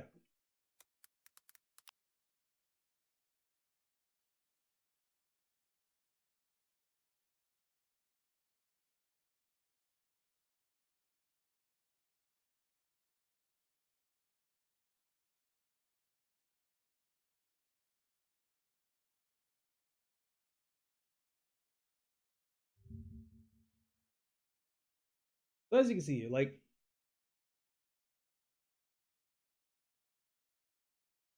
yeah, yeah. Her outfit isn't too dissimilar from Kyudo, so makes sense. I think that's a fine choice. And also, I would say a more obscure character, but like Kasumi Todo is really popular, so she's not that obscure. But I guess in terms of modern KOF, she's kind of obscure. So having a more quote unquote obscure character like Kasumi Todo, I think that's a good thing. What was I talking about before this? I wasted a whole hour talking about this bullshit. Uh, right. So I'm stuck here. I can't play DFO on this machine. It's too low spec. And I've come to realize I am not going to be able to get home soon enough to actually buy any of these. Because I'm assuming I'm gonna be here until basically January. Because I have to stick around for New Year's and Christmas. Here down here with the family, right? So I genuinely think I will not get home soon enough to actually buy these and make use of it. It also means I'm not gonna get home soon enough to actually grind out the Geese Howard outfit in Street Fighter 6. Spending all my money on gas because I'm basically chauffeuring a lot of people in the family that don't drive, paying out of pocket for deliveries and food. And I don't mind, I don't mind helping the family, but it's like it's I as long as I don't spend so much that I can't pay my bills next month, I don't mind too much. But FOMO's a bitch, and that's the entire point of FOMO. But I know we don't get FOMO. I got FOMO for this. So the fact that I won't be able to get what I want out of it is disappointing to me. But you know, you roll through. It's fine. What was I talking about? I don't remember. I don't remember. Virtua Fighter, right? Virtua Fighter. So uh, this film out Benny Morrow. Oh yeah, Benny Morrow. Right. I know that they chose no artwork. Yeah, I know that they chose specifically the DFO chose 98 Benny Morrow because that's the game. This one right here. This Benny Morrow. Short gloves and the t-shirt, little hole in the middle. But personally speaking, my favorite. Okay, I have two favorite Benny Morrow designs.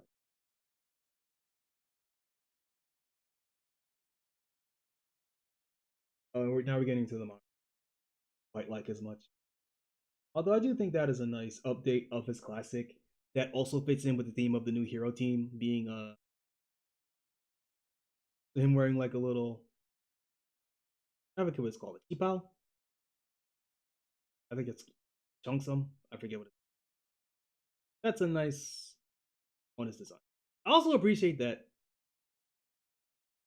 for a long time, Beanie Marl's aesthetic never changed. Of that, yeah, he's literally just Polnareff. And even though he got, and even though his design changed, where 98 where he got the shirt, right this year. But if you looked at his silhouette, like if you completely took this silhouette and just blanked it all out, it would still be the exact same as Polnareff. So his design would change in very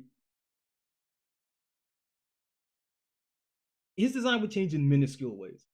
Basically, basically the shirt would change and basically nothing else. The pants would stay the same, the boots would stay the same, even up to KF 2003. Is there a really good art of specifically? Not even All Stars, huh? Really? I would think KF All Stars would have 2000 anymore. Yes, I'll go with this. I'll go with this fucking Falcon ass drawing over here. I love 2K3 Benimaru. He looks like a fucking asshole. It's so good. The leopard print, the fucking leopard print and the black leather jeans. He looks like an asshole. It's so good. And again, the silhouette of Benimaru never changed. He's still, if you were to blank out this artwork, he would be indistinguishable from Polnareff. So it keeps the spirit of what Benimaru is completely intact, but you just change certain elements of it. It's why I don't quite like 14 Benimaru. 15 is okay. I think it's okay, but 14 Benimaru where he gets the jacket. Let's see. That's another Benimaru. Where's 14?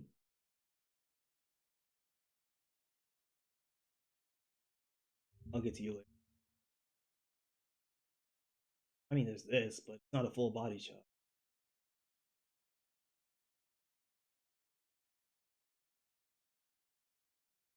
Was there one here that I just missed? I mean, these are alternate colors. Is there one in his normal color?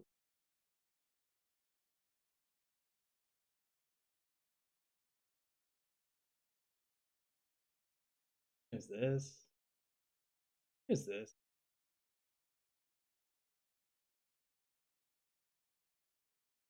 Doesn't show the whole thing.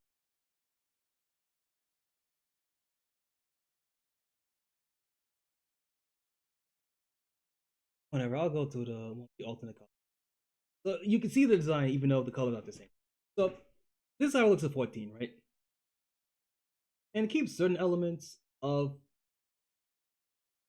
yeah, it keeps certain elements of 2003 with the black leather pants and the boots, right?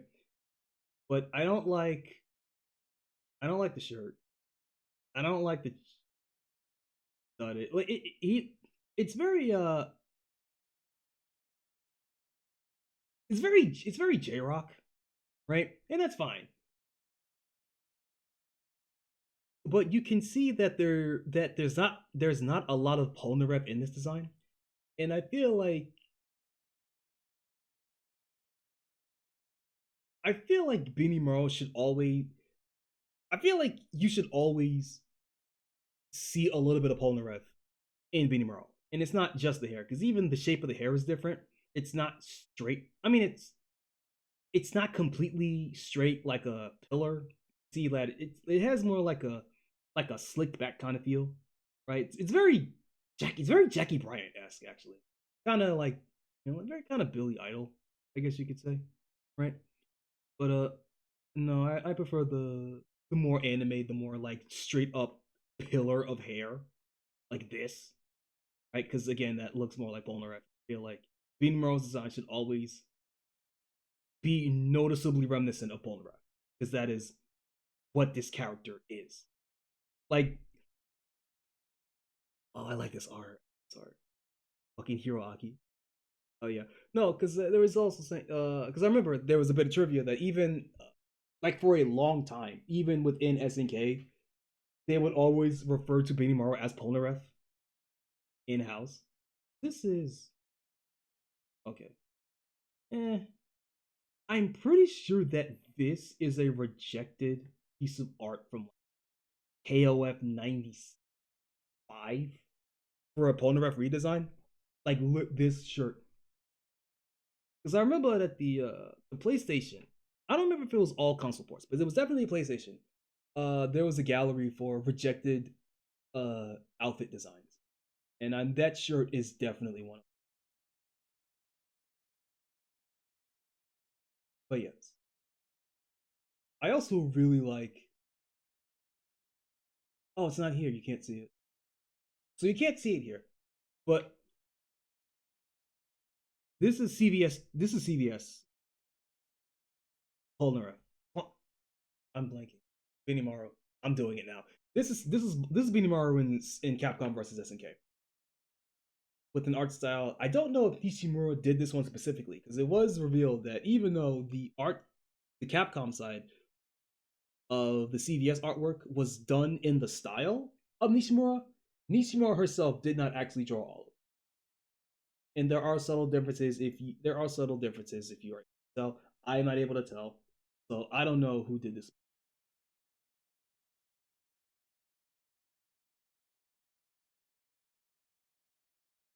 It certainly does have Nishimura's very long, very lanky, big hair, long legs. But the face doesn't quite look like Nishimura. Maybe Edayon? Hmm. I'll look in that later. This version of Benimaru.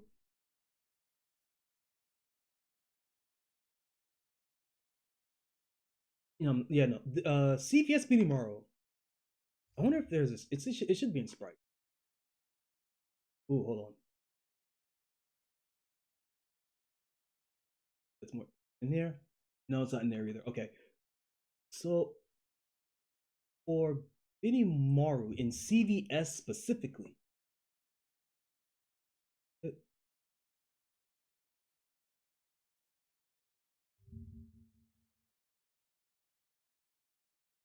he has a tattoo. I don't know why. I don't know what for. But very specifically in CVS, Benimaru has a tattoo on his shoulder. And I'm gonna be real, I kinda like it. I like it. I think it adds a little bit of character to him. And it makes me like this design of Benimaru. I don't quite really gel with the long gloves, but the tattoo but how you gave him the gloves to show off the tattoo and how the gloves here start at where the shirt would cut off in like 98 where he's got the t-shirt. I quite like this design. 2K3 is still my favorite, but as a runner-up, I quite like this as a little bit of a stylization of his normal like 90s 98.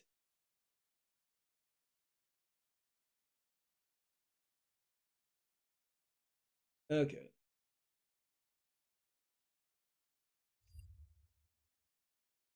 I actually have a plan now.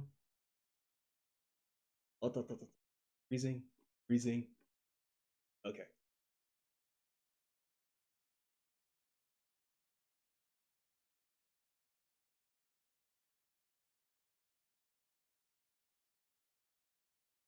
Why does right Capcom JoJo? I was like, why does Polnareff have a right? Because and also, wow, you actually reference All Star that. Really good, good on you.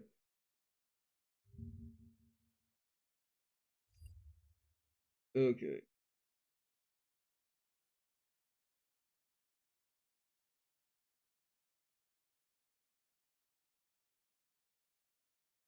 All right. Oh, nice. VF. I can bring it back to VF. So with VF, oh, it's gonna bring up art. Oh, it's gonna bring up. Okay, so with VF being revealed, VF Revo, R Evo, VFR. Very actually kind of clever. I'm gonna say this. That's actually kind of clever because REVO Revolution, but also Virtua Fighter 5 R and Virtua Fighter 5 Evo. It's tying together VF4 and VF5. Very nice. I dig it. But not final tuned. Not final tuned. Never final tuned. Only evolution. I can't believe Final Tuned never got a home port. That's crazy to me. But anyway, with the announcement of VF4, VF4, of VF5 Revo, and the beta being playable right now that I can't play on this fucking thing, that annoys me so much. I'm never gonna get a chance to play it. I'm never gonna get a chance to play the demo. But okay, with the announcement of Revo, right? Japan. Well, okay, let me speak. I was about to say Japan has been really going nuts with VF, but that's not all that true because Japan never stopped playing Virtua Fighter. I've said it before that every country has like a fighting game that they will play forever until the heat death of the fucking universe. Like the last bracket for Virtua Fighter is gonna take place in space as the people are burning up in the atmosphere. Japan will literally never stop playing Virtua Fighter. So Japan never stopped. But there's been an uptick in VF being played. Because, it's on PCs now. You don't have to buy Yakuza to play fucking Virtua Fighter now. But, to give an example of what I mean, right? Of how Japan keeps playing VF. Virtua Fighter Final Showdown never saw a decrease in players, right? Because Final Showdown, even it's like Virtua Fighter. I mean, for here, us in America, basically anywhere outside of Japan, your only way of playing Virtua Fighter 5 Final Showdown was through a PS3 or 360. Japan, those machines are still working. Those arcade machines are still working. They are still operable. They still look and feel as good now as they did when they first came out. So people in Japan would just play in arcades. And I'm sure some of them, and here's the thing, some of them still kept those old consoles.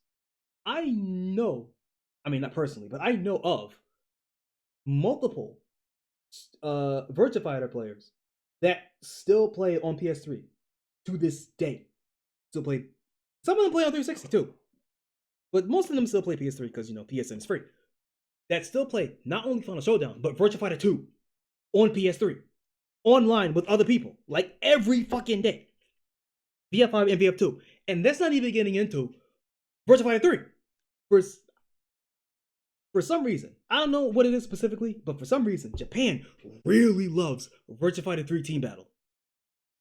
I don't know what the magic formula is. I don't know why. But you can still find people, Japanese people, playing Virtua Fighter 3 TB weekly. Not daily, but weekly. Sometimes monthly, because there's usually like a tournament. You could find a tournament somewhere every month for Virtua Fighter 3. They still play VF3. They played the crap out of Virtua Fighter 5 Ultimate Showdown, aka Virtua Fighter Esports, as it's labeled in Japan, because Virtua Fighter really did kick off esports. Not 5 specifically, but like Virtua Fighter like 1 and 2 kicked off esports in Japan fucking massive before there was even a term for it. Like there were massive international tournaments for Virtua Fighter. For Virtua Fighter 2 specifically. Like that was a really big one. And Virtua Fighter 3, not 3, 4 had online Virtua Fighter 4. I want to specify this. Virtua Fighter 4 in 2001 had online play with other arcade machines, had leaderboards, online leaderboards, had stat tracking using the Nesca car system, and ghost data, ghost AI, ghost data that you could fight against to train with. Like Virtua Fighter, it is hard to properly explain how fucking ahead of the curve Virtua Fighter 4 was in Japan specifically. And not even getting to the home ports of like, I mentioned this before in the Discord, fair enough. Like, the ghost data and AI that was collected from the arcade was used in the quest mode that Tekken 8 fucking stole, by the way. Tekken. So you know how like Tekken has like all this cool custom character dress up stuff and ghost AI that you can fight that is reminiscent of, actual data of the players. and uh character out dress up outfits, and online lead the ranking system, and the ranking system where you go from like Dan, where you go from like no, not Q, you go from Q to Dan, and then to Dan you get like all these other custom titles. That ranking system was everything that I just described: the character dress up modes, the ranking system, the quest mode where you go from arcade to arcade beating ass and fighting players that are based on real life players that is collected from player data from the arcades. All of that stuff was in Virtua Fighter 4. All of that is just stolen from Virtua Fighter 4. All this shit that Tekken is known for, that Soul Calibur is known for, started with Virtua Fighter. It is so hard to explain the rivalry that was going on in the arcades between Namco and Sega. Because people in America, people outside of Japan, but really in America, really think that the console wars mattered. They did not. The console wars did not fucking matter. Okay? The real fight that was happening was in the arcades between Sega and Namco. Sega and Namco, and Konami. Kind of Konami, but not really, but kind of Konami. Were trading blows for who could make the biggest, the best arcade games. All right? Virtua Racing and Virtua Fighter were like a 1-2 knockout blow that the entire video game industry was recoiling from. Not just Namco, not just arcades, the entire fucking industry. Virtua Racing and Virtua Fighter were so massively important to the development of not just video games, but of technology. Virtua Fighter 1 was made using military grade technology for not only its 3D graphics and rendering, but for its motion capture. Very early motion capture that a lot of it had to be thrown out because it just wasn't, the data wasn't all that useful. But the fact that it had motion capture at all was insane. Military grade technology by Lockheed Martin. Okay? The fact that Yu Suzuki and the rest of the team at AM2 managed to take Virtua Fighter, this $1,000 technology, and compress it into a like $300 chip for arcades, changed technology. Normally that kind of those kinds of aftershocks are usually felt in porn, right? Where why do you think phones have screens? Because of porn. Porn dictates flow of technology. But for a brief moment, it was video games. Well, I don't know how it happened, but Virtua Fighter 1 changed the flow of technology. Do you like having textured polygons in your video games? Because that is something real textured polygons rendered in real time. That was a breakthrough that Virtua Fighter started. Because normally that kind of thing you could only get in like pre-rendered CG, right? Pre-rendered CG. Normally that kind of thing you only get in pre-rendered CG, right? But specifically like real time texture polygons, that is something that VF2 started. And that's not even getting into like Virtua Fighter 3, and it's like not only uh real time lighting, real time morphing on the characters. That's something that wasn't explored as much, right? But the character models would change, and but like it's really noticeable in. Let's see if I can pull this. Let's see, Virtua Fighter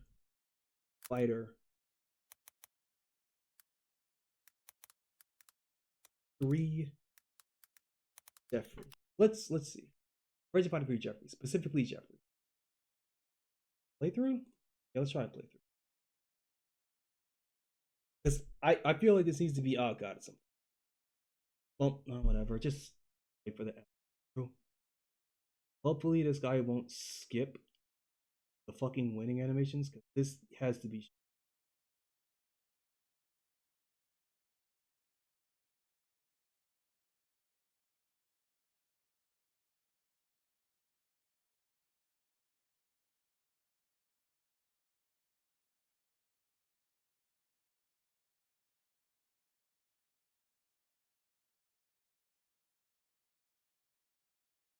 hopefully, my stream isn't hasn't slowed down to a crawl because YouTube eats up my fucking RAM like.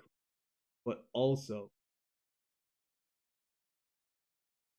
I'm not doing 1080 because this can't handle it. There's no way that I'm gonna be. Oh god, does this look as bad as it does to you as it does to me? Because this is looking rough. Oh, this is rough. 40 frames, 30. Oh, that's rough. Oh, yeah. Okay. I just want to get to. Is he gonna skip it? No, it's. I think it's perfect. Hold on. Okay, let's see.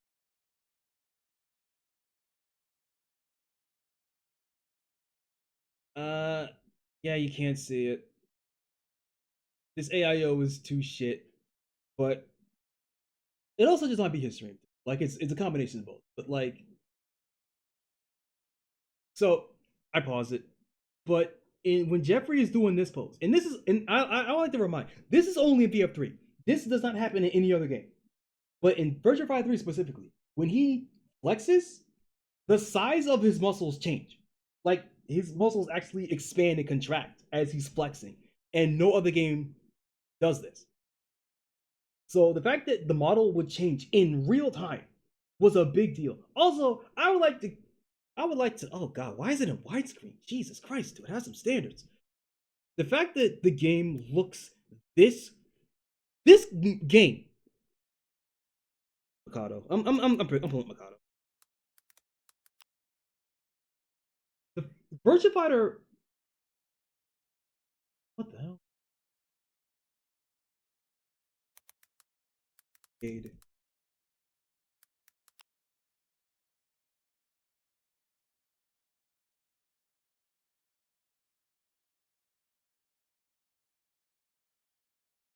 Okay, let me.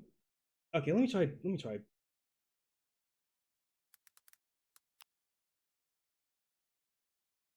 Okay, fuck me. All right, keep it simple. I'm dumb. I put FB in that T. B3T. Ooh, ooh.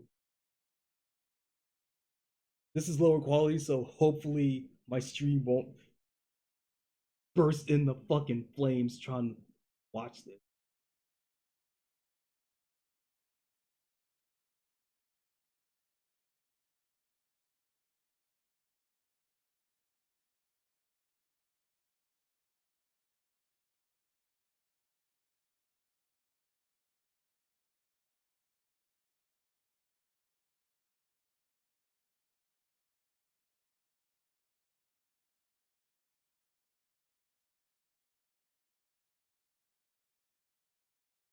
Oh yeah, Akira. Yeah. So okay, this is a little bit of fun trivia. Well, not trivia. Akira is always so for people that play Virtua Fighter, even a little bit, they will always tell you that Akira is the hardest character to play, and that is kind of true. And I only say kind of because here's the thing: Akira is a very interesting character because he, at low level, he's easy to play. At intermediate player, at low level, Akira is easy to play because hold on, you can just do this. You can literally just do that. The Julia Chang strats that Akira invented, by the way. At low level, Akira is actually really easy because new players don't sidestep. Akira, the weakness, the idea behind Akira is that he is a linear character. He is very strong if your opponent doesn't step, right? If your opponent tries to duck or block, Akira blows that shit up for free.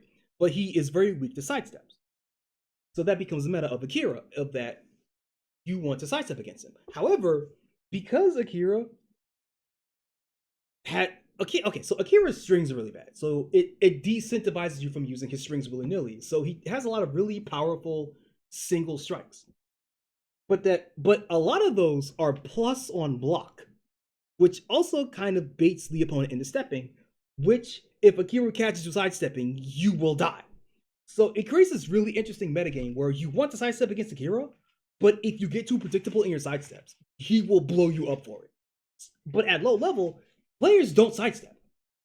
So he's actually really strong at low level because most of his moves are really good, plus on block, blow you up for blocking or crouching. For basically trying to defend yourself, Akira rips through your fucking ass. He has like a he I forget. I believe it's either 10 frames or 12 frames. He has a move that his guard breaks. And I think it's like 10 frames, which is as fast as his jab. It's either 10 frames or 12 frames. It's really fast, right? 12 frames is like is the frame of a basic mid, right? But here's a 12 frame high that punishes you for blocking. That right? Like Akira has so many ways to blow you up Akira is a noob type character. So low level, he's really strong. Intermediate level, he is the most difficult character in the fucking game. At intermediate level, where you try to how do I say this? Akira is if you want to test how well you can play Virtua Fighter on a mechanical level, Akira is that character. A character how well you play Akira is the benchmark for how well you can play and understand VF on a mechanical level. So at high level, he's really strong. At low level, he's really strong. But that intermediate level where you're learning the game, learning character, he is a pain in the fucking dick. But once you get past that, once you get over that ladder, he's great. Like he's really great, and then he sucks, and then he's really great again. So Akira's are interesting in that kind of way. But a couple of other things I wanted to point out about Virtua Fighter 3 aesthetically, outside of the slopes and shit, which is also really cool that the game has. Now, okay, so Virtua Fighter always had real-time physics, right? But it's always on things like hair or headbands, like just kind of like accessories to characters. So the fact you got Lao over here with not only his hair but his fucking clothes and his that have real-time physics attached to it was also a major breakthrough. The fact that if you see here, hold up. Let's go back a little bit. I forget what it's called here. I want to specifically show. Look at Lao's legs. Like you see how hold up. You see how his legs are accurate to where the stairs are? I believe it's called I think it's called reverse kinesthetics. Reverse kinematics or something? Is reverse kinematics? Inverse kinematics. Mathematical process that can calculates the joint angles of robot or animation character, position the part. Okay, inverse kinematics. The fact that the game has inverse kinematics and accurately. Oh, now I have sound. Weird. Let me mute that. So the fact that the game has inverse kinematics and accurately reflects, and that the footing and the position of the characters accurately reflects what's going on during the stage, was also a major technological breakthrough. Real-time shading, real-time physics, inverse kinematics. The fact that the models change dynamically. Jerry, fucking Jerry post-human wild. That the character models change dynamically. Like, what's a really clean? I play Sega maybe, because I think I Play Sega actually has a VF3 arcade promo. And it's TV. I don't know. I think this is Dream. Okay, VF3 arcade. Let's start there. Because I need people to understand real hard where this works. I gotta get an ad. Please do not be 16. Please do not have the game be 16 by 9. I am begging you. Okay, good. So I'm sure this looks choppy as shit, but I need you to remember that this game came out in 1995. Wait, was it 95? Was it 96? Wait, hold on. It's either 95 or 96.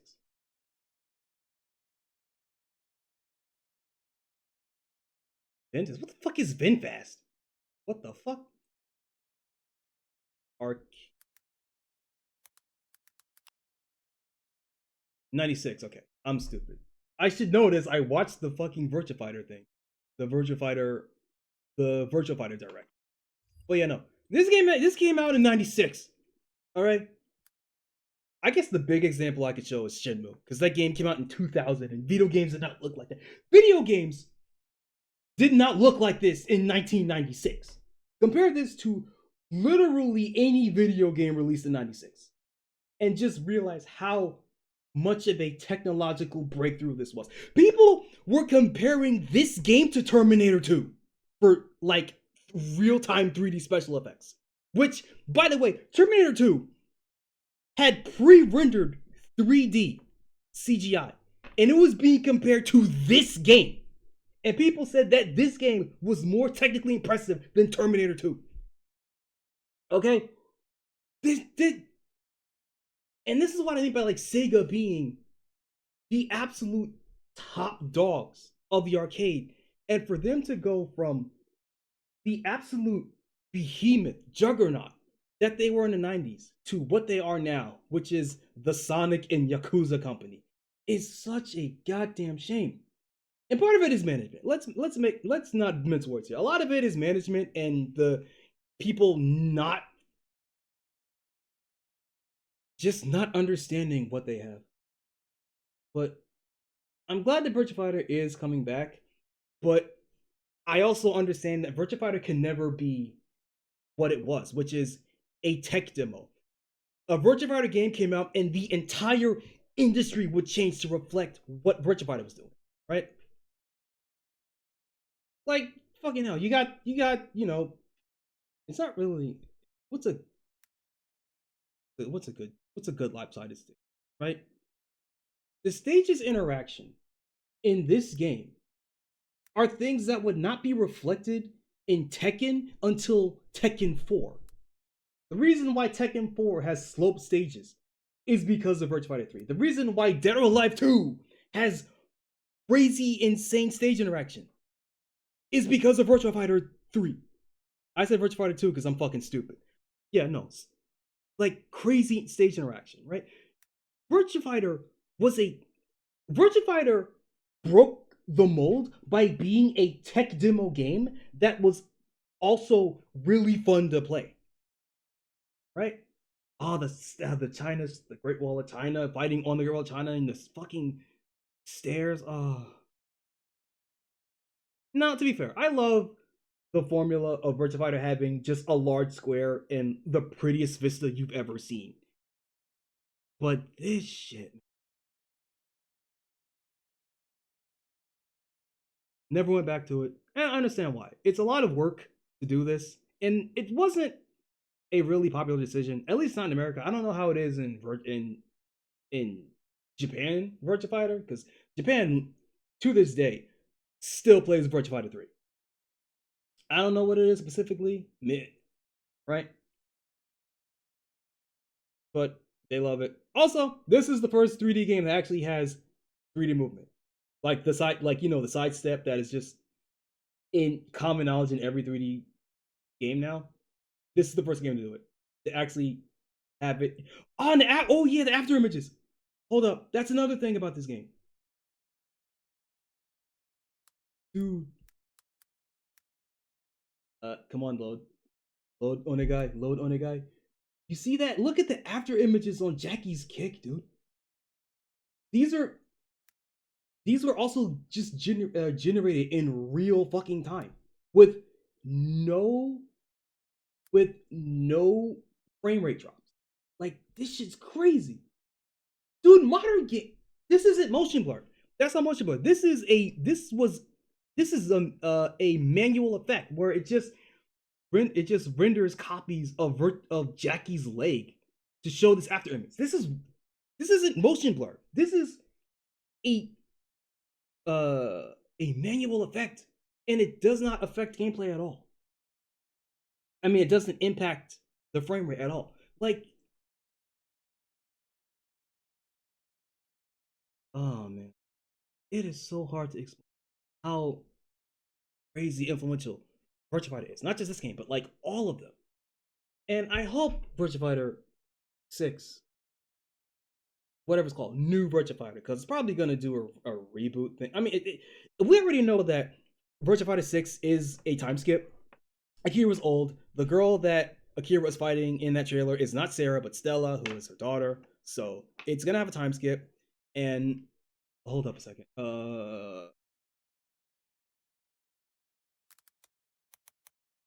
Virtua. Is it even going to show up in my Type 6? New project. Okay, fine. That works. So I bitched a little bit. I had a little bit of a moment in the Discord where I just complained about how VF6 looks and how, like, I understand that it's going for like, Chinese Hong Kong action movie look.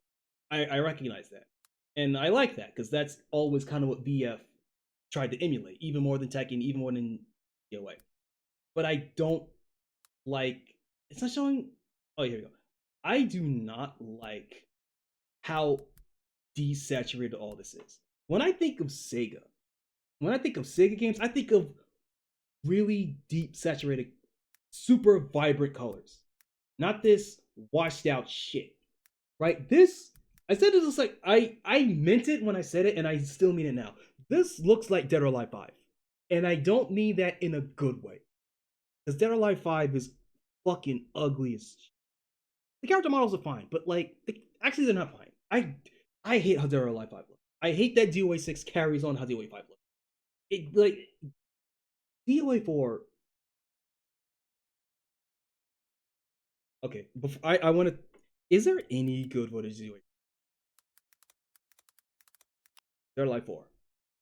I mean, if I really wanted to show off how DOA, you know what? Sure, sure. Let's go with this one because I don't want to have Aerosmith blasting in the background. I mean, I do, but that would definitely get this shit muted. Oh yeah, yeah. Oh yeah. Dead or Alive 4, by the way. Before I forget, you know how like that ArcSys lobby system that every single ArcSys game has, where you make a little avatar and you go through the lobby and you play arcade machines. Yeah, that was stolen from this.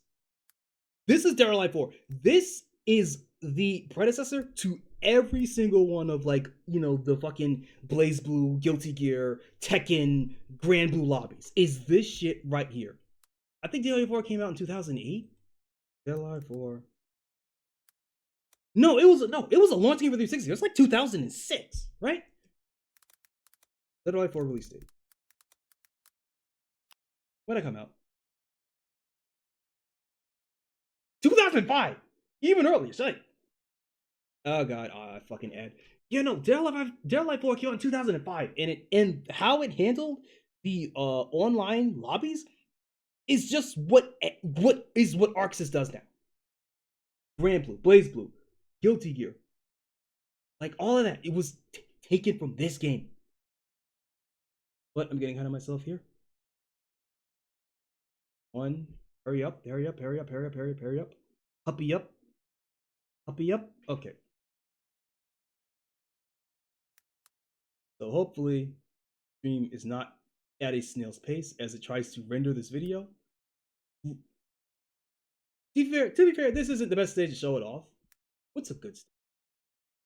How good this game? Actually, this is actually a good one because it's a market stage. Actually, I get back to it.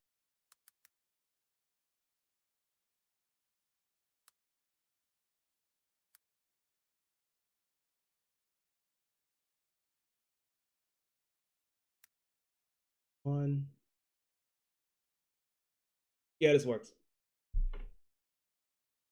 So look, oh, this isn't brawl, but it's just like, oh yeah, here's some cool ass things about the game, which fine. But like, look at how bright and colorful this game is, and this is a market, much like how this is actually the perfect stage actually to show off because Virtua Fighter 6 trailer was showing off fighting in a market. Here's a market, but it's a market on a beach, and you can kick the guy down the stairs, and now you're fighting on the beach. But that's more of a live thing, which is like the crazy stage transitions, which are I think Extreme 2 has the best. I think Extreme 2 has the best stages in at least in terms of like showing off the cool stage interactions, but I think in terms of like just really cool places to fight in, I'd say Dead or Alive 4 and DOA 3. But oh god, look at how fucking colorful this game is. How bright and and how overly saturated in the sky like this is what peak this here. This is what peak Dead or Alive looks to me. And I even like the art style. I like how the characters are super stylized to look like anime characters. I love that. How you kick down the fucking stairs and you keep fighting. And I don't remember if it was in DOA 4 specifically, but I do know that in one of the games where this is a recurring stage where you fight in this castle, right? I know in one of them you can throw someone out the window and then just keep fighting. I don't remember if this is the one though. Although, yeah, people complain about the hair. I get it. The hair had a lot of real time physics, and it moves really fucking weird because it it moves in like this really weird kind of like watery kind of way in order to reduce clipping. So the hair moves really weird, and I get that. But look at how good this game looks. How fucking smooth it is, man. Xbox used to mean something. But I'm getting ahead of myself, right? I'm getting ahead of myself. I'm digressing too much. So to me, that is what DOA look. I should I should have Dead or Alive 5 as a comparison to show how I dislike it so much. I could also put DOA 6, but DOA 5 better illustrated. Trailer. Let's go with this. I did not know DOA 5 was a CEO. I'll have to watch this later.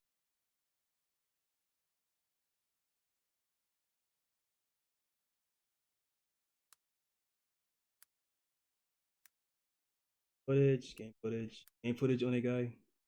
Onegai.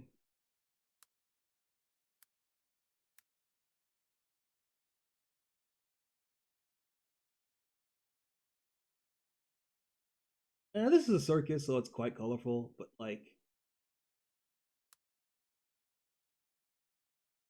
this one kind of works. You're looking at a circus being built in the middle of being built, so this is colorful by design, right?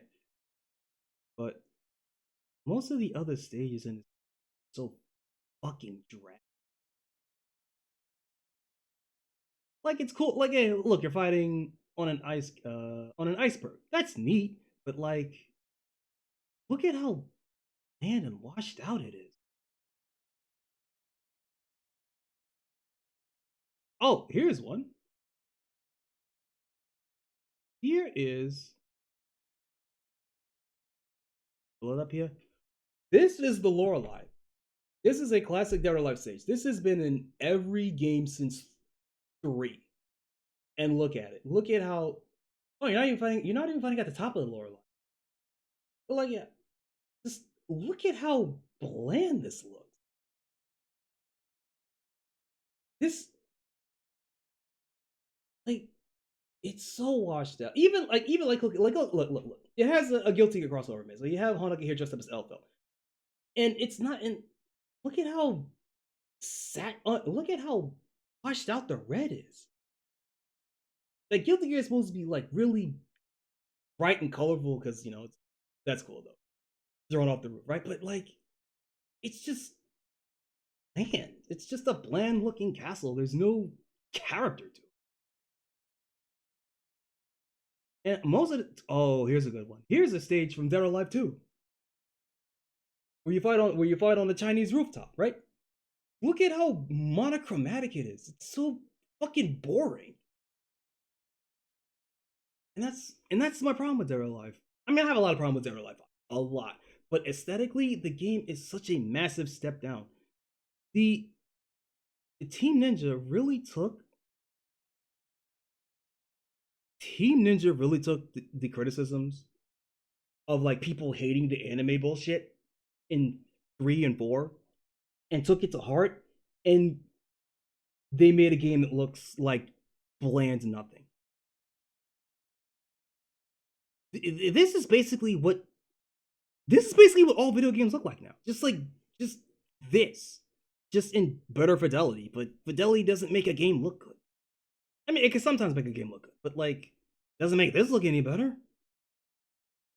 You can give this game the most high-res textures in the fucking world, but it doesn't fix anything. The only stage, I wonder if it shows up here. Here's a desert stage. But there is only one stage, count it, one stage in this entire game that has any kind of color pop to it. And it's a stage that was brought back from Dead or Alive 3. It's the Lost World stage where you fight on top of a, not a mountain, on a, here. No, it's not. Let me bring it up. Dead or Alive 5 Lost World.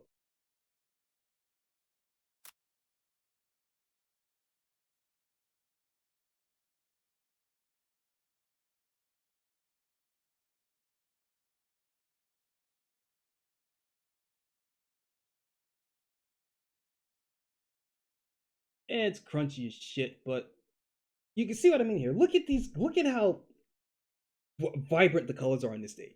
And this is the only stage that has colors this bright and saturated. Every other stage in the game looks like washed out shit. And even this doesn't compare to Lost World and DOA 3. I think it was called Area or something. It had a different stage. Bro, look at this.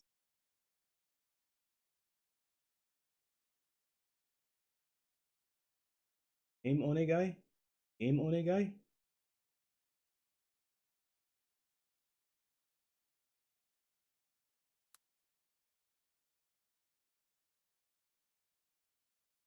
Even here, it's still more colorful. And if I remember correctly, that if you position the game so that the sun is facing the camera, you actually see the light refract off the camera. Yeah, like right there. You can see, like, no, it's not that. It's the waterfall. Near the waterfall, you can see this, like, this little rainbow here. Like, that's so nice, dude. DOA 3, DOA 3, DOA, Dead or Alive games, all of them, I think. Even though I don't like how 5 looks, I can acknowledge that the textures are really nice. But like, in terms of art direction, DOA 1, 2, and 3, they all look spectacular to this fucking day. Okay, what was I talking about? Right, there are no Virtua Fighter. Virtua Fighter 6, right? I have my qualms. I said that this game looks like Dead or Alive fucking 5 in a bad way. The colors do not pop. It's all washed out and gray and shitty looking. Akira Akira's outfit is just black, black, and a little bit of white, and a little bit of like washed out dark red. No, no, like Sarah. I mean Stella. I have to use the correct name here because this is a different character. Sarah's Stella's bodysuit is supposed to be like shiny and blue and made out of leather or spandex or something, like, something that pops, right? And look at this shit. Hold up. She's on the floor. Oh. And part of it is just like the bloom lighting, right?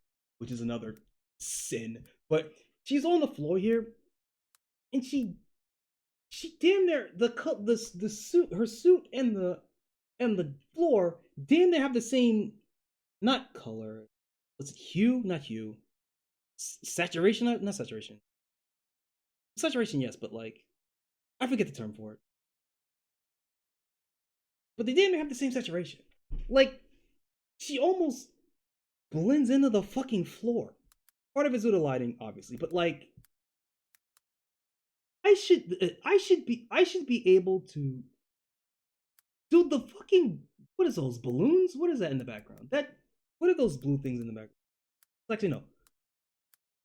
Like, yeah, here in the shadow, it's a bit more clear, but like, the suit that Stella here is wearing is supposed to be like deep and vibrant and fucking shiny. Like, yeah,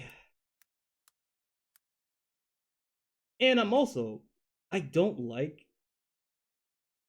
I mean, I don't like Akira's outfit here. Like, Akira also should be wearing blue. She's wearing blue, and like the outfit's like blue and red with like bits of white in it with tiger stripes on it, because you know his iconography is that of a tiger, right? And it's just like just generic Chinese man, like generic Chinese kung fu expert. Like, no personality. There's no personality in this. He's just old kung fu master guy. And to be fair, that is what Akira is now. But like, there's no up to it. There's nothing here. Not really helping the criticism of Virtua Fighter characters being bland and generic. And I don't like this fucking stage. I mean, outside of the fact of how Jabber looks, like that's one thing. But like,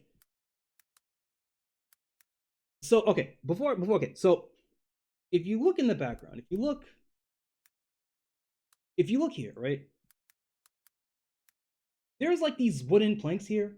So I am going to assume that if you knock someone down onto these planks, it will create a ring out state. So having, and to be fair, this kind of happens in Dead or Alive in Virtua Fighter 5, where if you KO somebody at a wall, it can break the wall and create a ring out state and create a ring out for the next round. So I'm assuming that if you were to knock down somebody on these planks of wood, it will break the wood, and then this area becomes a ring out for the next round. You know what? I'd be fine with that, but I do not like this stage because ring outs are such an important element of Virtua Fighter, of Virtua Fighter's gameplay. Virtua Fighter is a game where rounds can be lost and won in seconds, right? Virtua Fighter is a fast fucking game, not only in terms of its speed, but in terms of damage, right? There is a reason, for context, okay? The round timer in Virtua Fighter is 45 seconds. It used to be 30 seconds, but in modern games, it's 45 seconds. And you can count on your hands the number of times there has been a ring out. Virtua Fighter 5 has been played for 13 fucking years. I cannot recall a single time I saw a timeout in this game. That is how fucking fast this game is. All right? So the fact that this is a really big stage is already making me worry that damage is going to be low. Damage is going to be low. There aren't going to be ring outs by default, because that is a very common thing that scrubs complain about is ring outs. Right? I am worried about Virtua Fighter. I am deeply worried. And this is more than just me hating change for the sake of change. I do hate that. I do hate change for the sake of change because the Virtua Fighter formula works. It's worked really well for 30 fucking years. You ain't gotta change it. It's fine. But I understand how, gotta mix things up for new people, right? But worried about that. I think Sega, whatever new direction Sega will go in, I think it will be fine, right? A lot of the old staff is working on it, and there are clearly people at RGT Studio that care a lot about Virtua Fighter, right? So whatever new direction Virtua Fighter goes in, I think it will be handled well. But I don't know if I will like the direction that it goes. But again, this is like what 10 seconds of footage, so it's not a lot to go on. But what I'm seeing does not inspire confidence.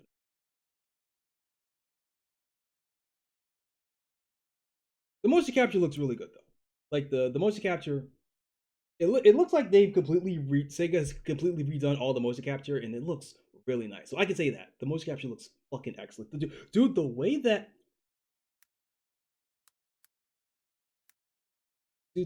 that Stella's hands here, the way that her hands move to very specifically deflect every punch that Akira's throwing here. That's a throw. Yeah, no. Blocking, leg check, right? That was also a thing that Virtua Fighter really good at was mocap, is that its blocking animations are are accurate to whatever attack is being thrown. So that's something that they kept up. Oh, here's one. He's doing PPP, PPP. Yeah, Stella here is doing like what PPP, 4K, punch, backflip, right?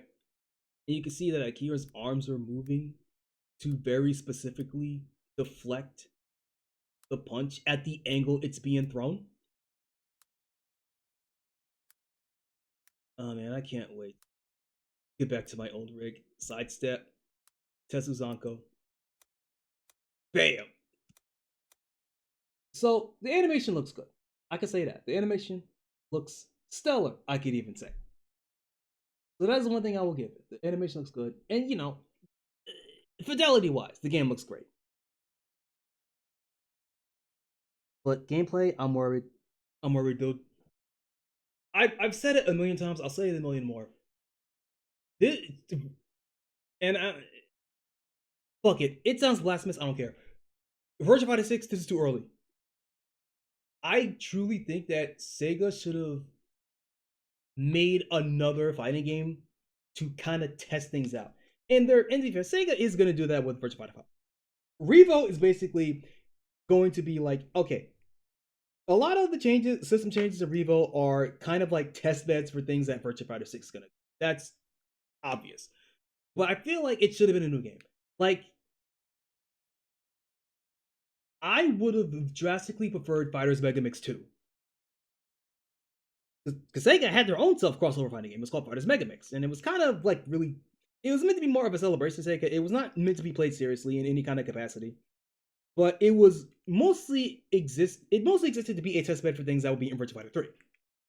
And I feel like Sega should have done that again, right? Make Fighters Megamix 2, have it be a big Sega self-crossover, put fucking Kiryu in the game, you know, whatever, so people can get that out of their fucking system, right? Oh yeah, here's Kiryu Majima, right? And just use it as a test bed for things that will be in VF6, instead of contorting VF5 to be that. But VF5 is an easier sell, and to be fair, you know, it makes more sense to reuse the assets you've already made instead of making a whole bunch of new assets for a game that you're kind of expecting to bomb, because it's more like we're just kind of throwing this out to just test how things work. Whereas Virtua Fighter has a dedicated fan base, they'll buy Revo. And new people, they'd be like, yeah, what's Virtua Fighter? They'll play that, they'll buy Revo. So it makes more sense business-wise to retool VF5 into what you think you want VF6 to be than to make a whole new game to do that. So I get it. But personally, I would want Mega Mix 2. But that's me. That's why I'm not the head of any fucking business. I would crash that fucking. I do not make sound decisions. But it's good to see Sega. It's good to see Sega following up VF. I mean, I knew they were gonna do that when Virtua Fighter 5 Ultimate Showdown was, how to explain this. I forget if there is an industry term. I forget if there is an industry term for this, But BF5 Ultimate Showdown was basically Sega's Capcom test for Virtua Fighter. And if you don't know what a Capcom test is, uh, it is a term for when, because Capcom were infamous for doing this, where in order to gauge interest for a product, they will release a cheaply made. How to explain this? How to explain this? Exo Primer. So the fans have been very loud and very vocal about their want of a new Dino Crisis. And I'll be fair, I think most of them don't know what Dino Crisis is. Because I feel like the logic behind it is one of two things. One, well, Capcom are remaking all of their Resident Evil games. They're really popular and they sell well. So they're remaking them again. And well, Dino Crisis was a survival horror game. So why not remake Dino Crisis? That's variant one. Variant two is I vaguely remember Dino Crisis, and that is a survival horror game. And I like Regina, she's got a nice ass, right? That's variant two. And neither of them get understand. I feel like none of them understand Dino Crisis because Dino Crisis changed drastically different game to game. Everybody knows Dino Crisis 1. That's the really slow, plotting survival horror game. And the gimmick was because your enemies are dinosaurs, they can chase you. Like, imagine if every zombie in Resident Evil was Mr. X that can chase you through doors and walls, right? That is what Dino Crisis was. Dino Crisis 2. Really good footage here. Dino Crisis 2 was a goddamn action game. All right? None of this slow plotting survival horror shit. Turn this down.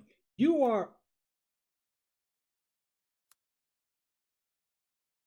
Where's the gameplay though? First of all, look at these fucking guns.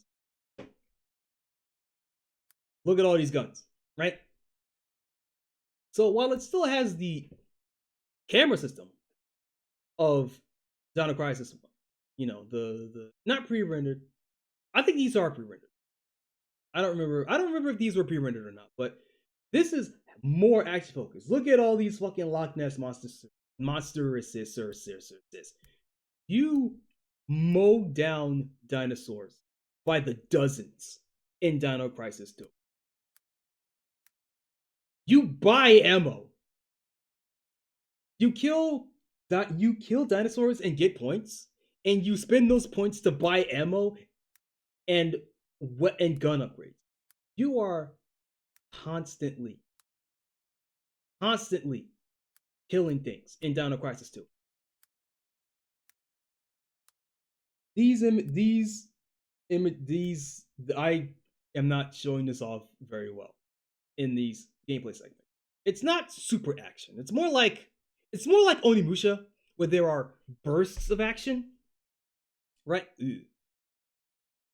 Yeah, so there's Dino Crisis 2 has like a lot of bursts of action, right? And in between that, you get these searching segments where you get items and stuff. But like, I am not showing this off very well. But there 600 points. There is a lot more combat. And to be fair, the same thing happened with Resident Evil, right? As the Resident Evil games got more and more sequels, they became more and more action focused. Like you have a fucking just dodge in Resident Evil 3, right? So it's not like RE4 came out of fucking nowhere, becoming an action game. It was a gradual change. But then you get to Dino Crisis 3. Dino Crisis fucking.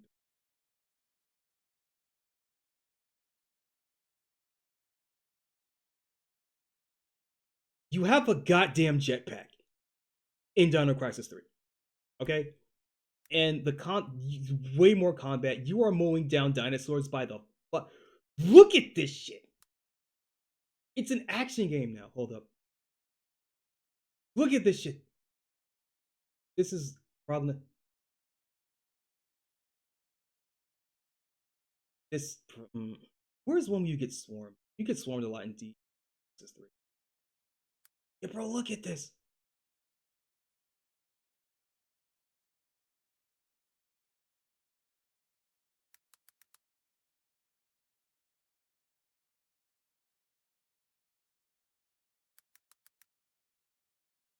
Dead air, dead air, dead air. Dino Crisis 3 is a full-on action game. Your character has a jetpack. You have these fucking laser cannons and shit. You get swarmed constantly. You kill dinosaurs by the fucking dozens. This is a boss fight, though. So, all of this to say is that for all the people complaining about Dino Crisis being dead, you missed your shot.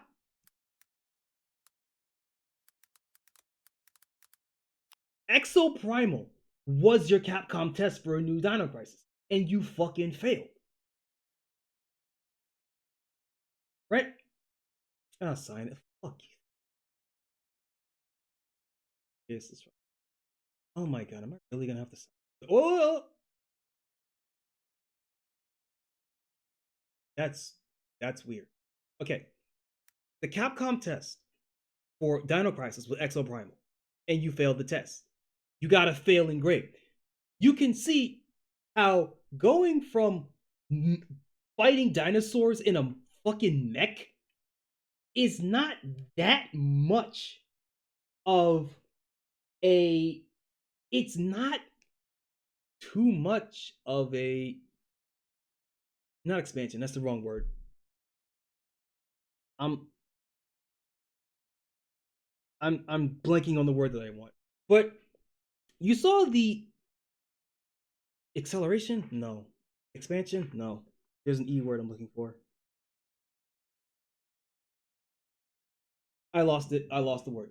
But you saw how the combat got more and more intense. You saw how your character got more and more. You saw how the games got more and more action focused throughout Dino Crisis, right? You went from slow plotting survival horror game to action horror game. Not quite prototype RE4, but you can kind of put it in there. You can kind of put it in there like alongside, Onimusha, right? Much more action focused, right? But still you get your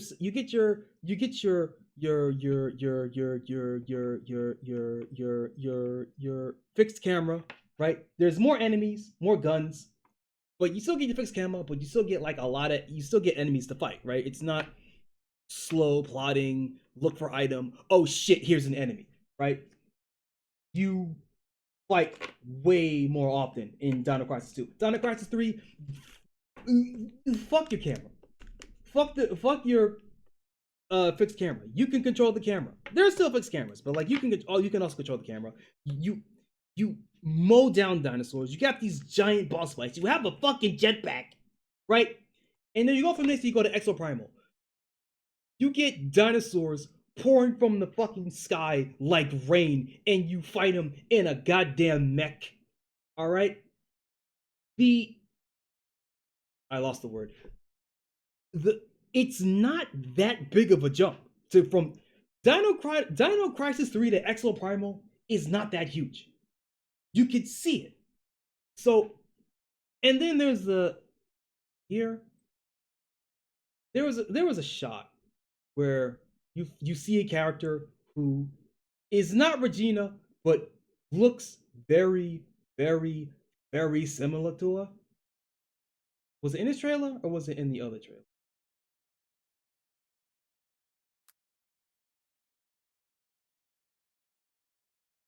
I guess it wasn't the gameplay trailer.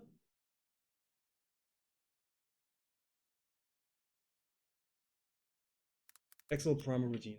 It's not Regina, but it's very reminiscent of Regina. Fucking shitty ass. Actually, let's do this one. Scammed by Exo Prima. Fuck off. Weren't fucking scammed. You failed the test.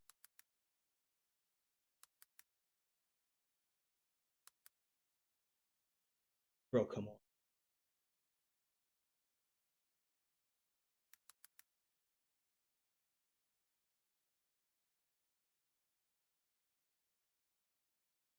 Video's going on 1 frames? Yeah. This computer was not made for streaming, though. I can't help that. Oh, come on. Oh!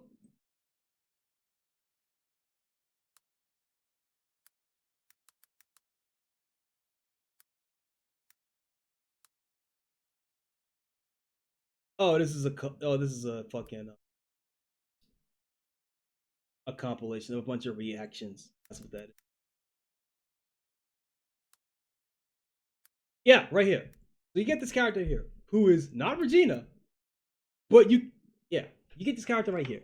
This is not Regina. This is not Regina from Dino Crisis, but you can see the similarities. The outfit, the fucking hair, right? This was the test. If people really wanted a new Dino Crisis, you would have bought Exoprimal. Now to be fair, I know that Exoprimal is a fucking gas game, and that is already uh that already makes me not want to play it, right? I didn't play it because it's gas. I don't fuck with gas too much, right? But you can see it here, and Capcom did it for a reason. People are freaking out. Oh shit, it's Regina, even though it's not. But that's kind of the point, right? Go back to fake Regina here, and I feel like her code name is something similar. I forget what it was, but if you wanted a new Exoprimal, a new Dino Crisis, Exoprimal was the shot to getting it, and you could. Well, I can't show you because 1 frame a second video, but the fact that I mean, in a lot of ways, it is a literal dinosaur crisis. Dinosaurs are coming out of the fucking sky, and you shoot them down in a mech, and that ain't too far from having a powered exoskeleton with a jetpack in. It's not too much of an escalation. That's what I wanted. Escalation. It's not too much of an escalation from what Dino Crisis 3 was, which wasn't too far of an escalation what Dino Crisis 2 was, which really wasn't that too far of an escalation what Dino Crisis 1 was. Dino Crisis got more and more and more action focused, more and more like sci-fi, like crazy fucking sci-fi. So going from 1 to 2 to 3 to this isn't too much of a jump. Exoprimal was your chance to get into Dino Crisis, and you failed the test. Now, maybe Exoprimal isn't a good game. Maybe it's not a good game. But all the bitching I ever heard about it was, this isn't Dino Crisis, this game sucks. And no amount of bitching, no amount of polls are going to change Capcom's mind on that. I am willing to bet money. There are internal discussions right now that are being like, why are these fans mad? Why do these fans want Dino Crisis? We gave them Exoprimal and they didn't like it, so clearly they don't want Dino Crisis. Now, that is stupid because it's not related to the brand of Dino Crisis. Exoprimal really, let's be fair here, Exoprimal really should have been called Dino Crisis 4. I truly think that game would have performed better if it was called Dino Crisis 4. But it's not, that ain't the world we live in. But, again, that was a test and they failed the test. You will not see Dino Crisis. I'm not gonna say never. I'm willing to bet, maybe there will be a Dino Crisis expansion for Exoprimal just to get the brand out there. But for a new Dino Crisis game, you have your fucking mind. It ain't happening. It ain't happening.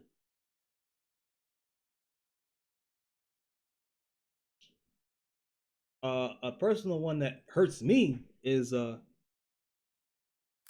if you want the ultimate Capcom test,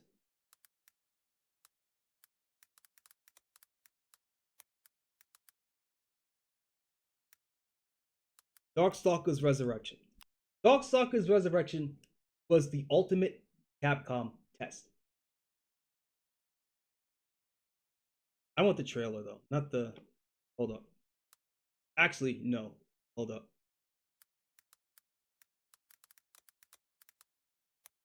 Darkstalkers are not dead. You remember that? You remember that? Wasn't there something recently like, oh yeah, wasn't it something recently that came up that said Darkstalkers are still not dead?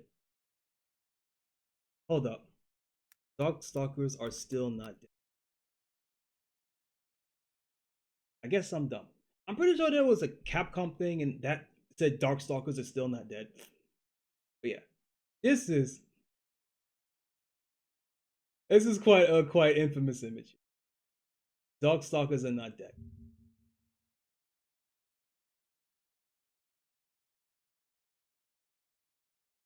That really boot up.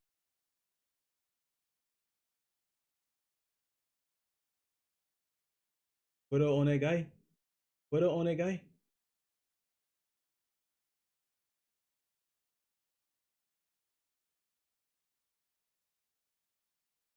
So this Darkstalkers are not dead. I don't remember what trailer this was for, but there was a trailer, a Darkstalkers trailer. 12 fucking years ago. Darkstalkers trailer.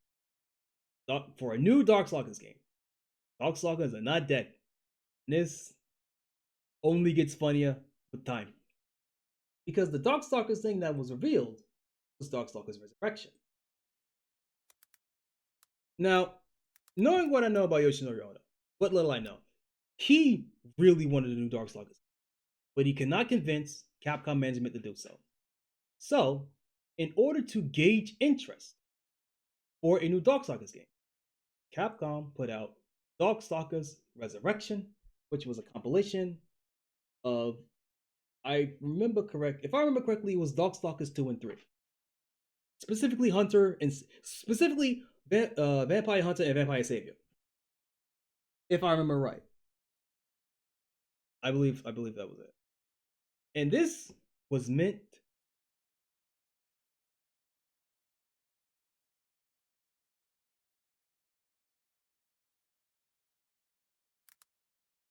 not VGM.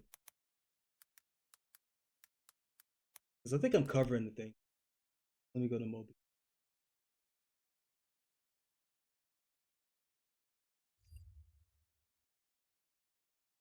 But okay. Darkstalkers Resurrection. Dark.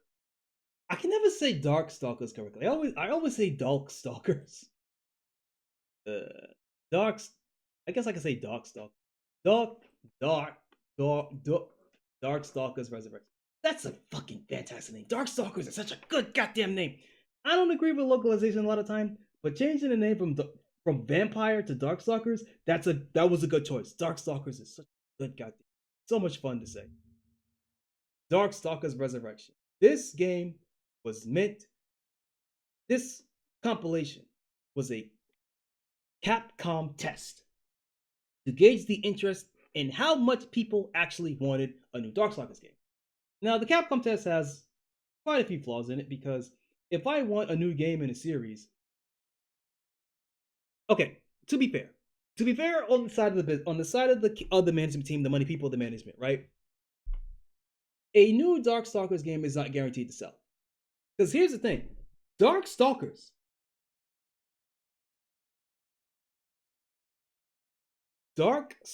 games very infamously do not sell. Darkstalkers 1 sold, but every game after that, the numbers didn't do too good. There's a reason why Darkstalkers has not had a new entry since Vampire VSAV 2, which came out like what, 90, 98, 99? When did VSAV 2 come out?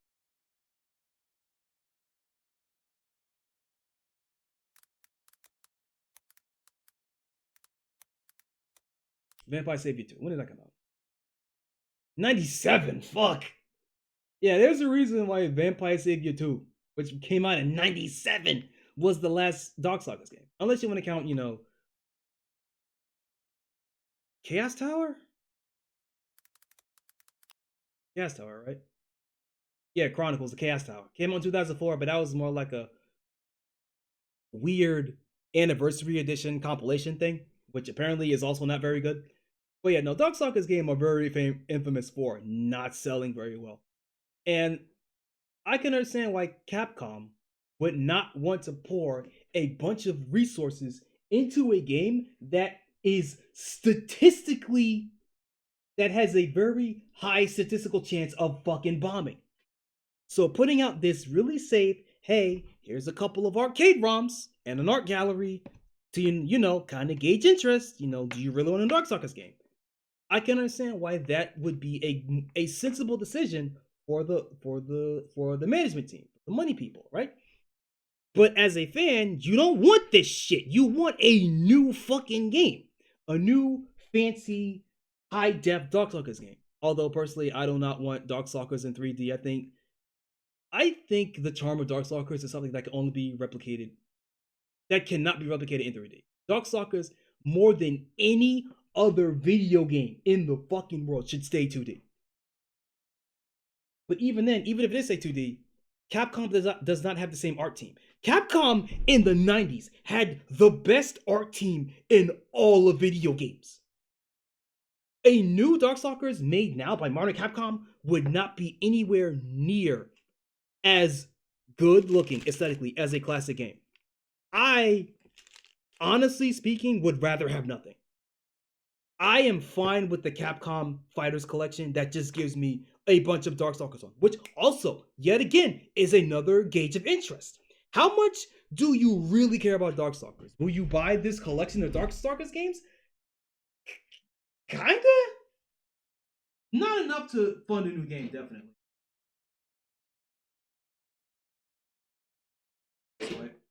So I understand why Capcom are extremely hesitant to make new Darkstalkers, because they do not sell, and as much as people like to complain, complaining is easy.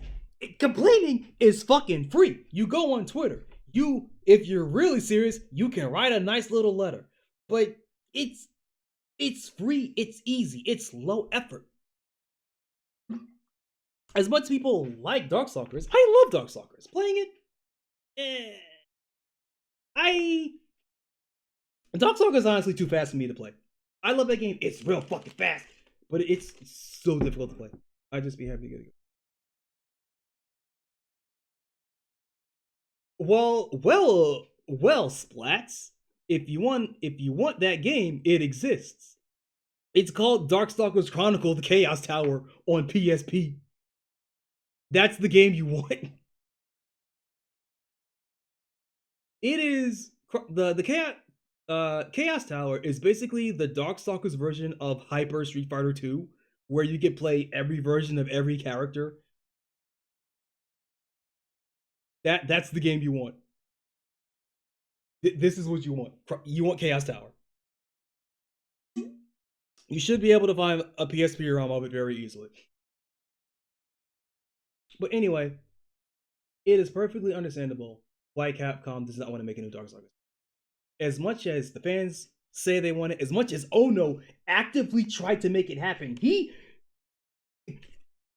Ono straight up told fans, if you want a new Darkstalkers, if you want a new rival schools, you yell at Capcom and tell them, I want this. And when Capcom does the Capcom test, they put out these little feelers like, hey, here is a re-release of Darkstalkers arcade ROMs.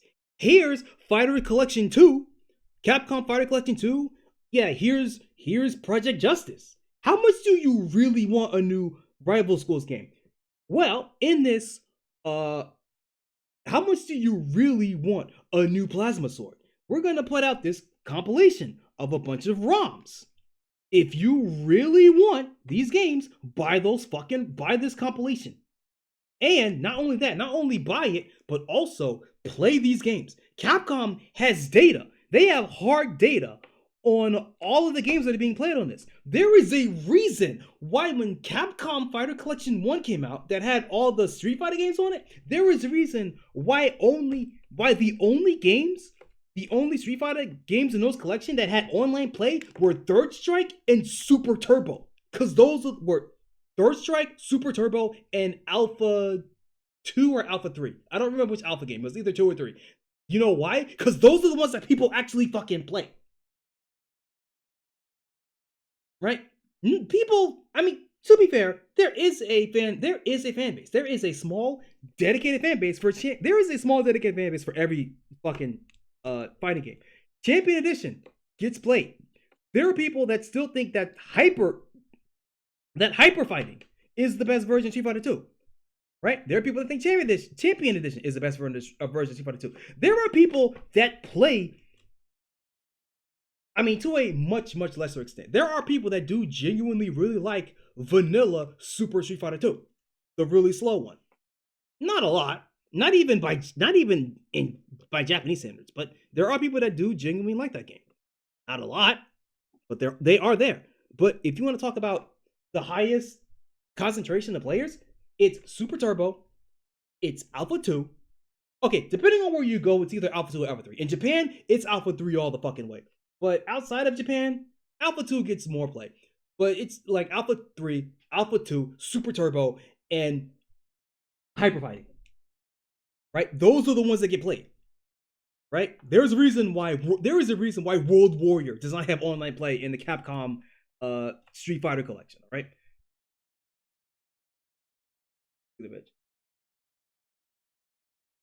Yeah, no, Chaos Tower is locked away on PSP. There is no other way to get it. So better emulate it or find a secondhand copy and buy a really shitty PSP upscaler that I have fucking 3 of them. I have 3 of them. They are all uniquely bad. But I have a PSP ups. I should have brought my PSP with me. If I wake up really early tomorrow, I could probably drive home and get my PSP and upscaler. Cause ain't no way I'm gonna be able to play it on RetroArch on this fucking thing. I'll worry about that later. So I don't have Chaos Tower. I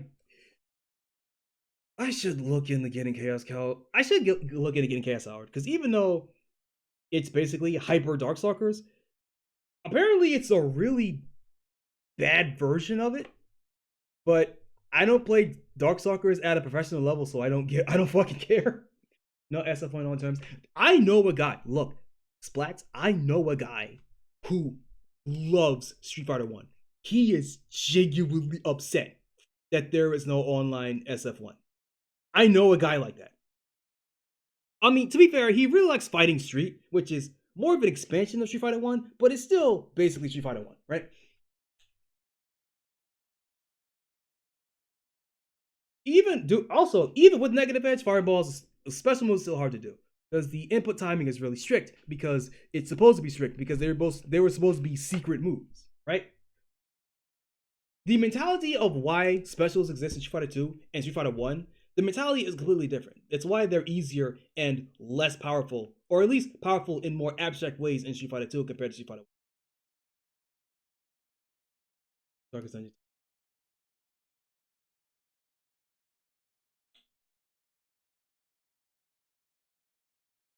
What time is it now? It's 11. 11. It's a quarter after 11. If I go to bed right now, I could probably wake up at like 5:30 and be back here at like 9. Actually, no, it should be before the really big traffic rush. Like like quarter after 8 maybe. Mm.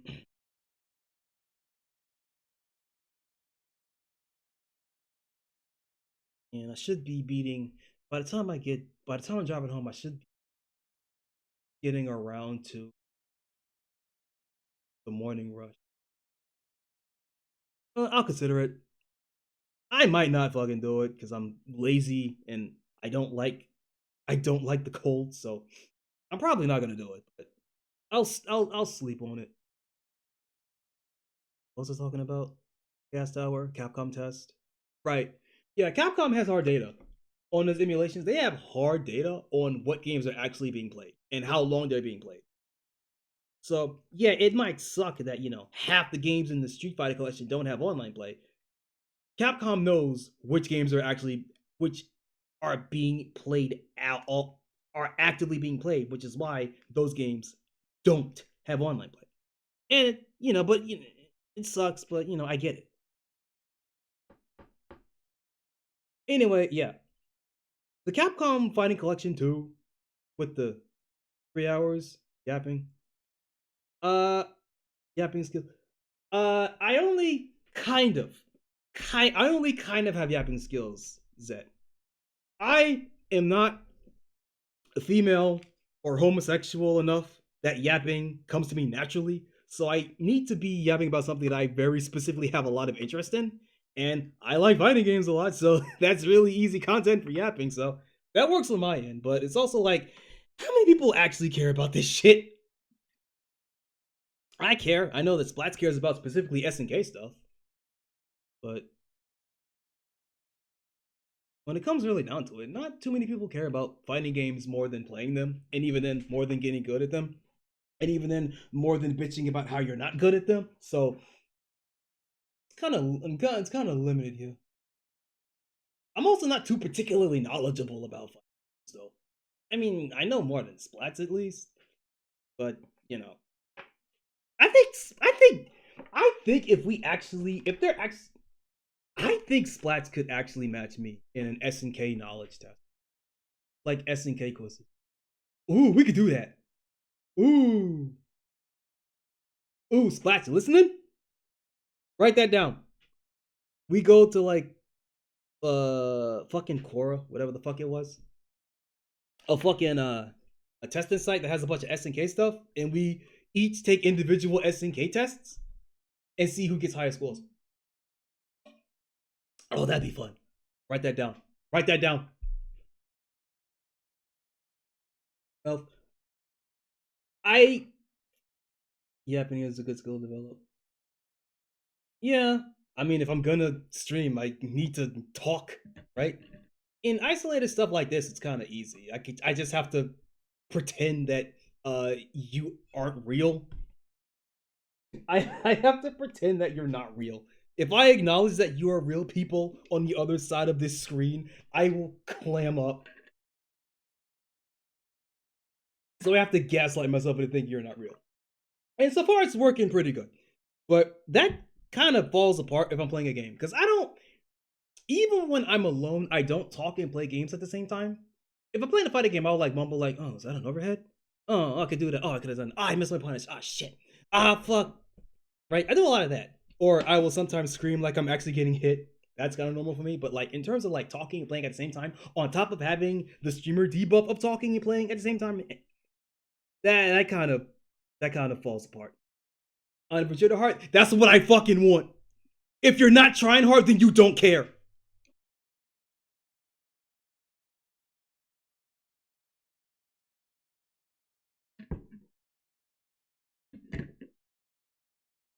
Trying hard is how you know you're invested. If you don't try hard, you don't care about the game. If you don't care about the game, why are you fucking playing it? Okay, I forget what. Right, Capcom test. So the Capcom Fighter Collection 2, that's gonna have like Rival Schools and Plasma Sword and CVS 2, which is the game that people actually want to play. That is the test. That is the new Capcom test. Not for CVS 3. CVS 3 is gonna happen. The writing on the wall for CVS 3 has been written since fucking Terry wasn't announced for when Terry and Mai were announced for Street Fighter 6. That was the moment that people knew CVS 3 was happening. All right. So CVS 3 is a done deal. Hopefully, SNK will make Capcom versus SNK 2. Or my big dumb idea was that SNK and Capcom will actually collab. I don't know how it's gonna work. Yeah, we'll collab by working together to make CVS 3. And that it's gonna have grooves like CVS 2, right? But the CAP grooves are gonna be designed by Capcom, and the SNK grooves will be designed by SNK. So that the characters, so here's what I want. I want this. It'll be the dumbest thing in the world, but I want this. I want the button layout for the grooves to change depending on which groove you're playing. If you're playing a KOF groove, then the button layout actually changes on your character. So if I'm playing fucking Ken, but I'm playing an SNK groove, I play with SNK buttons. And if I'm playing on a Cap groove, I'm playing with Street Fighter 6 buttons. That's what I want. I want that dumb shit. And if you wanted to be really accurate, you would have it change on a basis by what game it is. Because Fatal Fury has a different button layout than KOF. Not special. In Japan, the big Fatal Fury game is Fatal Fury Special, which still gets played to this day, and that has a more KOF kind of layout, your ABCD, right? But Real Bout has a 3-button layout. You get it's well technically it's 4 buttons. It's light punch, medium punch, heavy punch, and depending on which game, the D button is your lane switch. Right? That's I want that. I want CVS3 to have the Fatal Fury lane system. All right?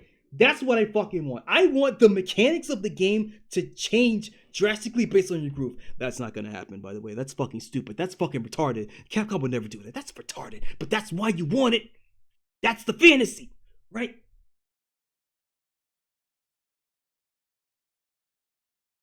Oh, fuck it. Yeah, I know about that. But I play real time games. I don't play.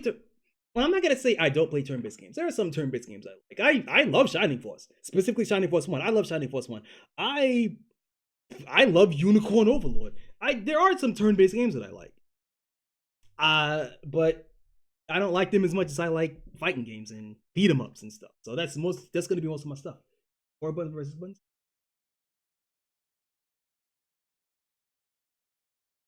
That what multiple combos? It okay. So here's the thing. The idea, well, yeah, that's the point. Your character plays differently depending on what groove you're playing. The idea that I'm proposing is that picking a KOF groove in this hypothetical CVS3, picking a KOF groove will make your character fundamentally control like a KOF character. And I don't just mean like, oh, you have a roll, oh, you have a run. Like, no, it changes how you approach the game. If you're playing a KOF groove, you get to do 2B, 2B, 2B, max mode cancel, death combo. If you're playing a Capcom groove, you get to do if you're playing a Capcom groove, you have the drive system and all of the things that entails. For KOF, you get your fucking max mode, right? I want the grooves to be different on a fundamental level. Because that's cool. Namco Cross Capcom, I know about that. Yeah. I know about Namco Cross Capcom. And I know about Namco Cross Capcom 2 that has motherfucking Axel Stone in it. Namco Cross Capcom, and then 3 was Namco Cross Capcom Cross Sega. I know about that, yeah.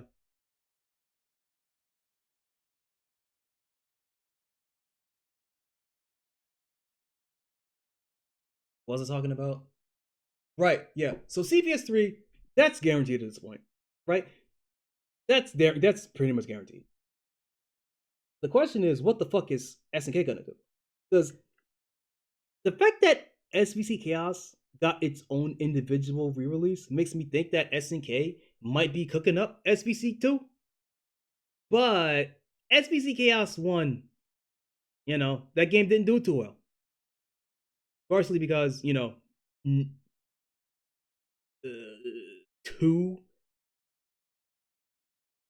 Hold on. Yeah, the two big, the America largely does not give a fuck about SNK. That's strike 1. Strike 2, the game looks bad, plays really weird, and was made while SNK was being bankrupt. So a lot of things were going against SVC Chaos. I like that game. It's really fucking weird, but I like it. Right? But it's also a really hard game to sell. So attaching your new game to this thing that fucking bombed is not a good idea for the brand of SNK. So, and also, I mentioned this earlier, when the fuck would this game come out? Street Fighter 6 is going to be Street Fighter 6 is going to Street Fighter 6 is doing so well. Not only globally, but specifically in Japan, it's doing so well. That game's going to get supported for a long fucking time. And SNK is about to release City of the Wolves. And SNK, depending on how well City of the Wolves does, and depending on how well KOF does, SNK might get back on their bullshit where they make 2 games at the same time. Where, yeah, we have this KOF game, but also we have this other game in development. Because they're doing that now. They did it with Sam Show. Where, yeah, we have KOF, but we also have Sam Show. And in the background, we have City of the Wolves, right? So you have that going on. So I'm assuming that this hypothetical SVC Chaos 2 is taking the spot that Sam Show 8 would take place, right? It's taking up that because SNK always needs to have a KOF in development at all times because it's their main fucking export at this point. So when would this game release? This game would have to come if the game wanted to come out and not cannibalize other games. This game would need to come out after both Street Fighter 6 and City of the Wolves and King of Fighters 16. It would have to come out like, okay, I'm going to assume that King of Fighters 16 is in development right now. That is where I'm at. I truly believe that KOF 16 is in development right now, right? Because and there's City of the Wolves, so there's those two games. Street Fighter 6 is still being supported. It's going to be supported for a long time. So I'm assuming at the end of the lifespan of both Street Fighter 6 and City of the Wolves, that is the time to release Capcom versus SNK 3. However, that would also be around the time that, King of Fighters 16 is around. Like, probably like the midpoint of KOF 16. Or maybe SNK will decide not to make KOF 16 and instead make another weird game. Like, maybe they'll make another Sam Show. Maybe they'll make a fucking Art of Fighting game, right? And they'll hold off on KOF 16 until after CVS 2 gets released. Or the really stupid thing would be to release SVC Chaos 2 and SNK 3 at the same time. That is the worst decision. Because the worst decision would be that both Capcom and SK are working on their own crossover game and they release at the same time. That is the absolute worst thing to do.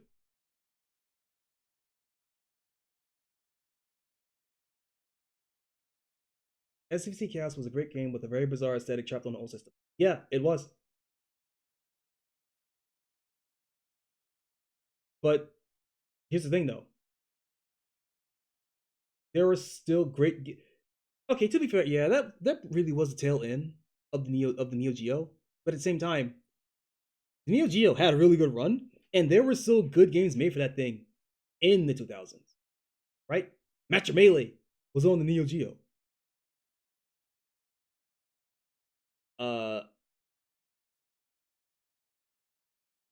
I'm blanking here. I'm blanking. Yeah, but yeah, SVC Chaos was one of the fonder games released on Neo Geo.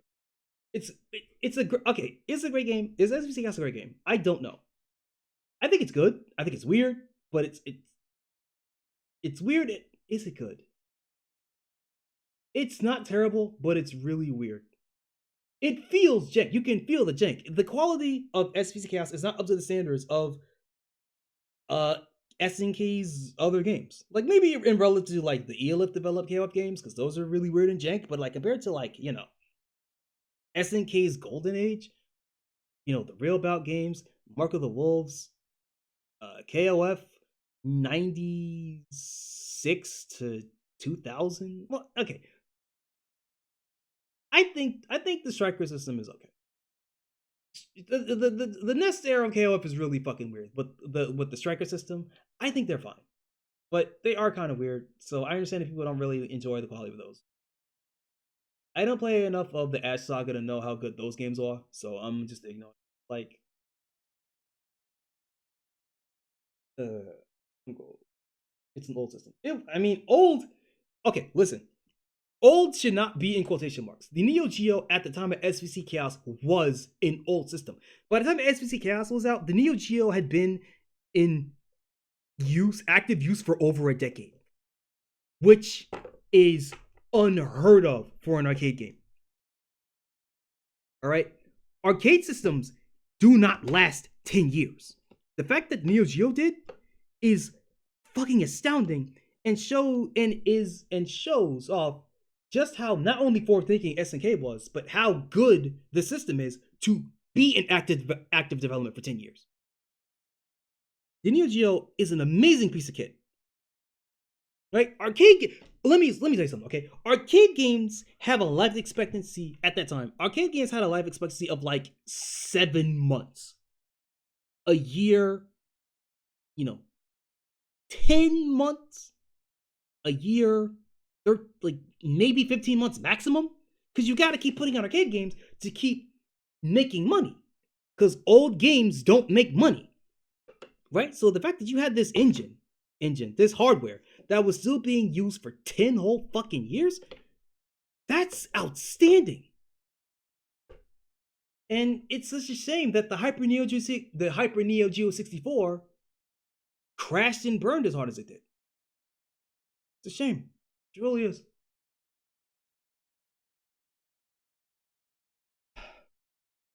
What was I talking about?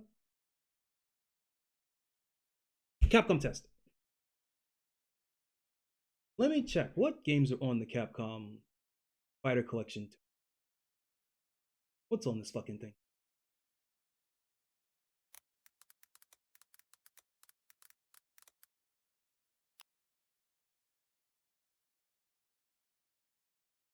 What's on this goddamn thing?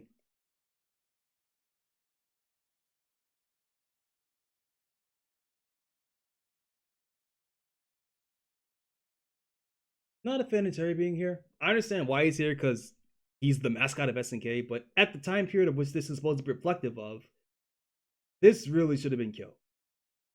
Also, wait a minute, why is Alpha Ryu here? This is supposed to be like Street Fighter 2 era Ryu. Why is Alpha Ryu here? That's weird. I mean, I guess because Alpha games are on the right. No, wait, no. Because out in CVS2 gave Ryu a new sprite where he has the red headband. So that's not accurate. Yeah, in Alpha 1, I mean, in CVS 1, it was reusing the Alpha sprites. That would make sense. But for CVS 2, it's Anyway, what's on this list here? I mean, I guess it's the reference that Alpha 3 is on here. So what's on this fucking thing? CVS 2. These are the reasons that people will buy this. Make no mistake about it. Capcom Fighting Jam, that's a freebie. That's just there for archival purposes. Alpha 3 Upper. This should have been in the Street Fighter collection. This really should have been in the Street Fighter collection. But I get it. It's the final arcade version of Alpha 3. And that's fine. I'm fucking sick of this, Capcom. Where the fuck is Hyper Alpha? Where is Hyper Alpha? Hyper Alpha is trapped in the anthology, is trapped in the Street Fighter anthology. The Street Fighter Alpha anthology. Where the fuck is Hyper Alpha? Where is my Hyper collection? Where's Hyper SF2, Hyper Alpha, Hyper SF3? Jesus, what? Hyper Darkstalkers? Remake Chaos Tower and make Hyper Darkstalkers an actually good fucking game. That was So yeah, should have been Hyper Alpha. I mean, yeah, it's nice to have an archive of Alpha 3 Upper. I'm not gonna ignore that, but I would have largely preferred Max or especially Hyper Alpha, Power Stone and Power Stone 2. I feel like these are just there for archival. People do like Power Stone is a really neat game, and Power Stone and Power Stone 2 are drastically different. So it's good to have both of them. But these four games, Power Stone, Project Justice, Mortal Justice Gakuen.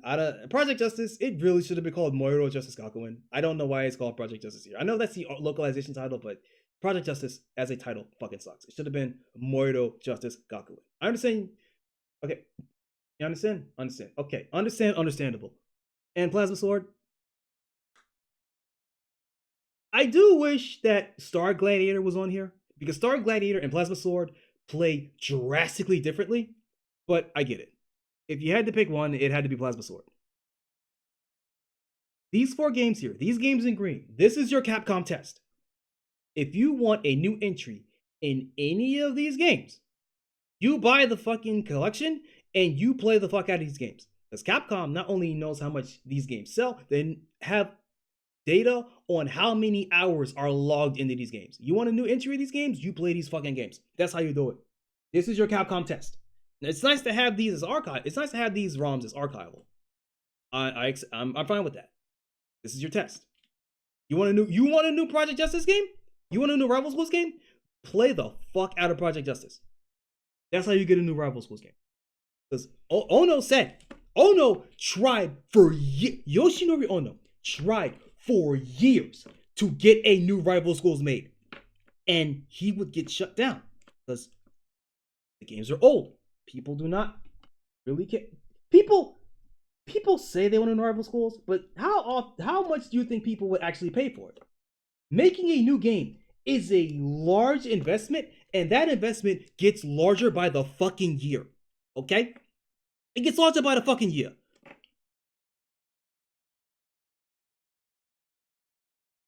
It makes no sense to make a new game that could bomb. Street Fighter 6 is the benchmark by which every Capcom fighting game is now measured. You can't make a cheap looking, you can't make a really fast and cheap Rivals game. If people are expecting a Rival Schools game to be on the level of Street Fighter 6. And if you're going to do something like that, it has to sell as good as Street Fighter 6, which it won't because it's not called Street Fighter. So, why the fuck would Capcom make a new Rival Schools game? People are expecting it to be on the level of Street Fighter 6. It's not going to sell that good. Why the fuck would they do it? The best you're going to get is Project Justice. ROM is a Project Justice ROM. And if it does really well, you might get a cheaply made Rival Schools 3 with like half the roster. So do you really want a Rival Schools 3? Do you want a Rival Schools 3 gas game that is slow and is not as fast as Rival Schools 2, does not have the characters, does not have the team mechanics of Rival Schools 2? If you get a Rival Schools 3, I can picture it. It's gonna play like Infinite. It's gonna play Marvel Infinite. And maybe people will be more willing to accept a Rival Schools 3 if it plays like Marvel Infinite. Because the problem with Marvel Infinite was never its gameplay, it was how it looked, right? Really proves all the people that wrong this when they say gameplay is king. Gameplay is king, and theoretically, but aesthetics go a long fucking way. People refuse to play Marvel League because of its aesthetics and because of its roster, because those are extremely important for a crossover game. But the gameplay was fine. But it's really hard to say, but the gameplay is good though, when the game looks like fucking trash. Fucking hell, I'm doing that right now. If you remember, I'm about to play a real dangerous game. I'm about to play a real dangerous game right now. Give me a minute. I'm about to play a dangerous fucking game. Not literally play it, but like hypothetically, right? Hopefully this is not yab enough to get me stricken down. But let's see.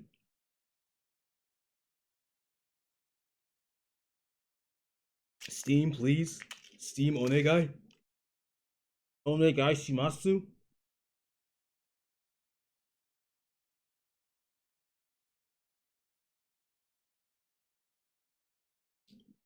Anything yab on this that's gonna get me in trouble.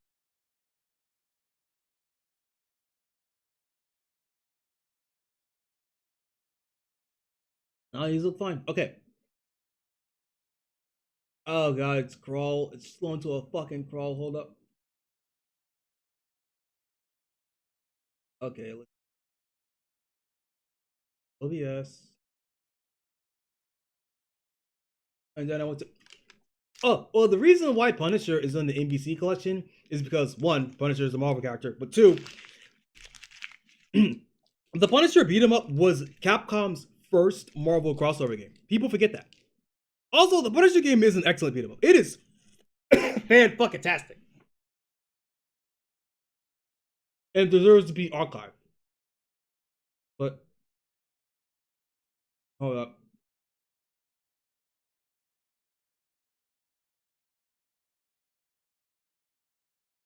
Hold up.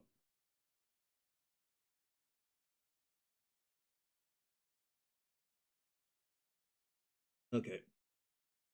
Minimize this.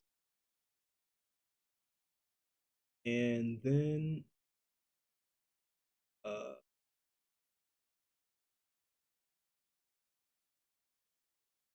I'll capture my fucking stat steed stem and an. So look, so this is No Nurses Melee, right? You might recognize this as the game Bro I'm not this specific game, but streamed the first visual novel of this game, right? This game, I should play this. I wonder, I wonder if I can even stream this fucking game. I mean, I can play it just fine, but this fucking AIO is not built for this shit. So I'll try it tomorrow. I'll see how it works. But this game, I cannot properly explain to you how bad this game looks. It plays pretty good. It plays decently well. It's a very weird fucking game. And it looks bad. Like look at how these sprites animate. These are pre-rendered. Let me I'm gonna be dangerous. Give me a second here. I'm gonna be dangerous. What does this look like on stream though? Take this and I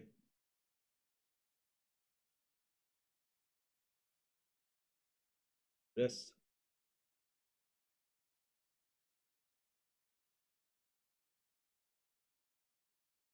This is probably running at a snail's pace, but uh,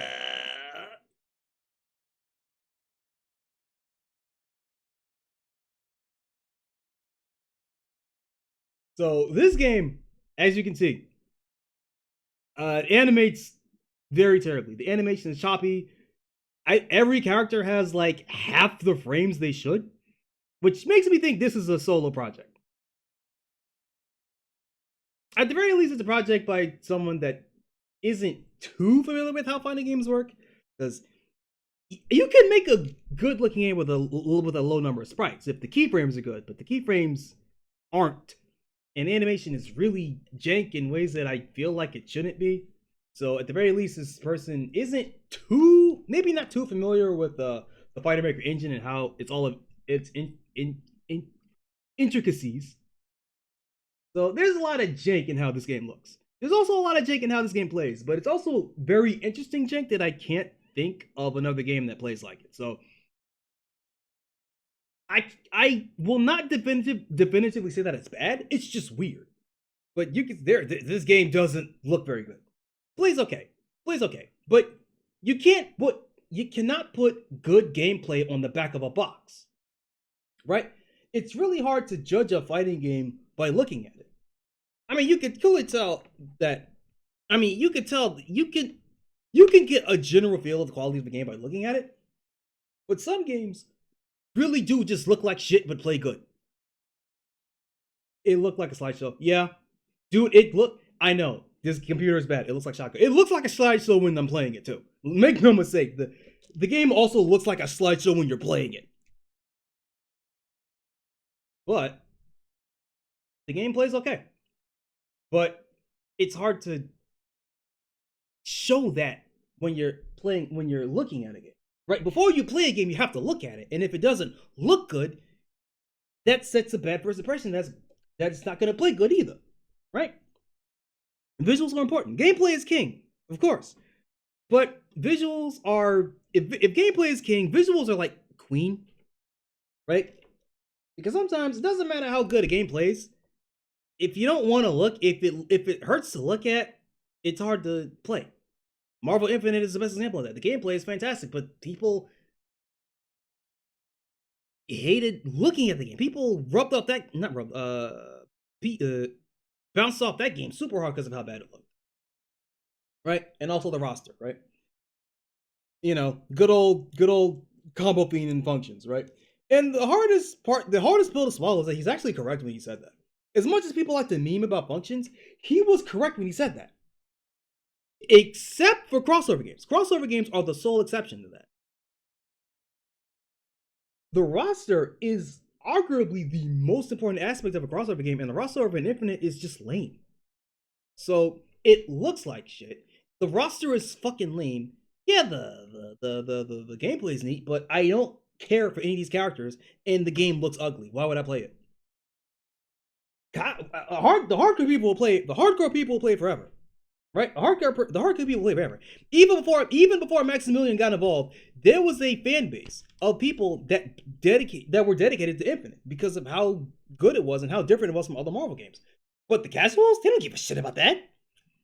Where are the characters I want? Why does this game look bad? Why does it have none of the characters I want? Fuck this game. Right? That was the general consensus, because the general consensus of people that play fighting games are not people that care about the game being good. Yeah, I figured this was appropriate. I'm trapped in the fucking white void here.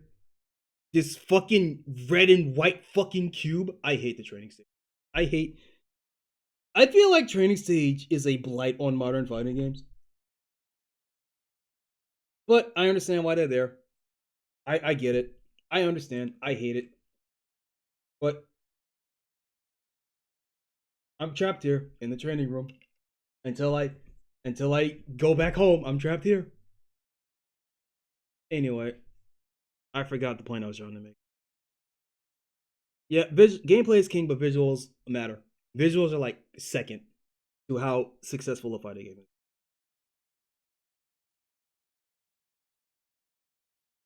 Okay, so I kind of ran out of shit to talk about. Gameplay's king. Capcom test. I talked about that. I talked about all of the old. Right. I'm just yeah. So part of the reason why my this stream is so late is because I just spent most of my time watching a bunch of old men play Virtua Fighter. Because you know, I mentioned this. I think I mentioned this at the beginning of the stream. I just never followed up on it. Every country kind of has a fighting game that they will play forever, right? Until the heat death of the universe. For Japan, that game is Virtua Fighter. They will play Virtua Fighter forever. Virtua Fighter, for context, Virtua Fighter, Japan. For context, okay? America generally does not play Virtua Fighter, right? There were some spikes when Final Showdown came out. There were some spikes when Ultimate Showdown came out, but people kind of stopped because the online was trash. And there are some spikes now because of Revo, right? Japan never stopped playing Virtua Fighter. Before Revo was announced, Virtua Fighter 3, Ultimate Showdown, Virtua Fighter, shit. Virtua Fighter 5 Ultimate Showdown, Virtua Fighter 5 Final Showdown, Virtua Fighter 3 Team Battle, and Virtua Fighter 2, the arcade game, were all being played concurrently at the same time. Japan never stopped playing Virtua Fighter. Virtua Fighter is Japan's game. They will play that game for fucking ever. Much like how, here in America, people will play Smash Brothers forever. I know for some, that sounds kind of mean-spirited because you would think, oh, Marvel is America's game. And it is. But if we're talking about player base, if we're talking about like influence, if we're talking about just unironically like real grassroots FGC, Smash is that. America will play Smash for fucking ever. They will develop new ways to play Smash. Right?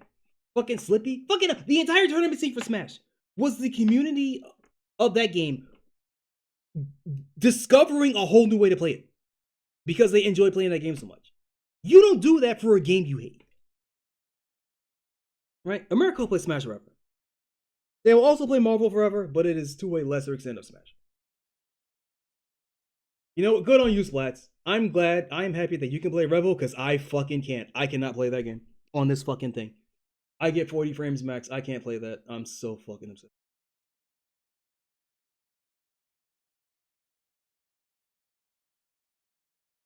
Mexico will play King of Fighters 2002 forever. China will play King of Fighters 97 forever. You want to know why King of Fighters 97 is on Steam? Because of China. China will play that game forever. Korea,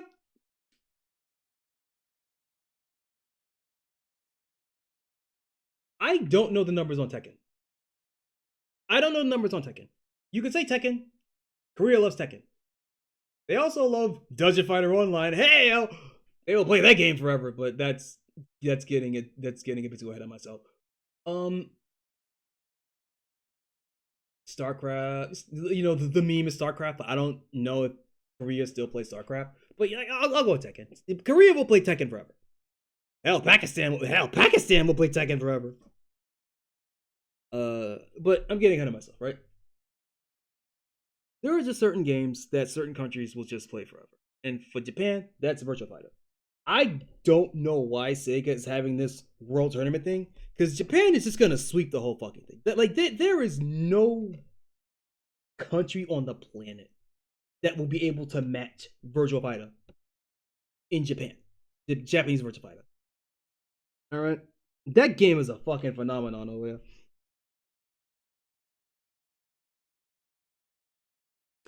But I feel like more than anything, the world tournament is Sega having false bravado in their online. I don't know how much faith they have. I feel like it's a show of faith for how much Sega has in the rollback of Virtua Fighter.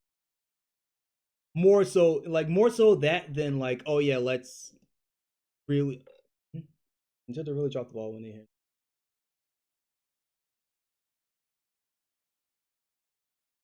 Yeah, maybe.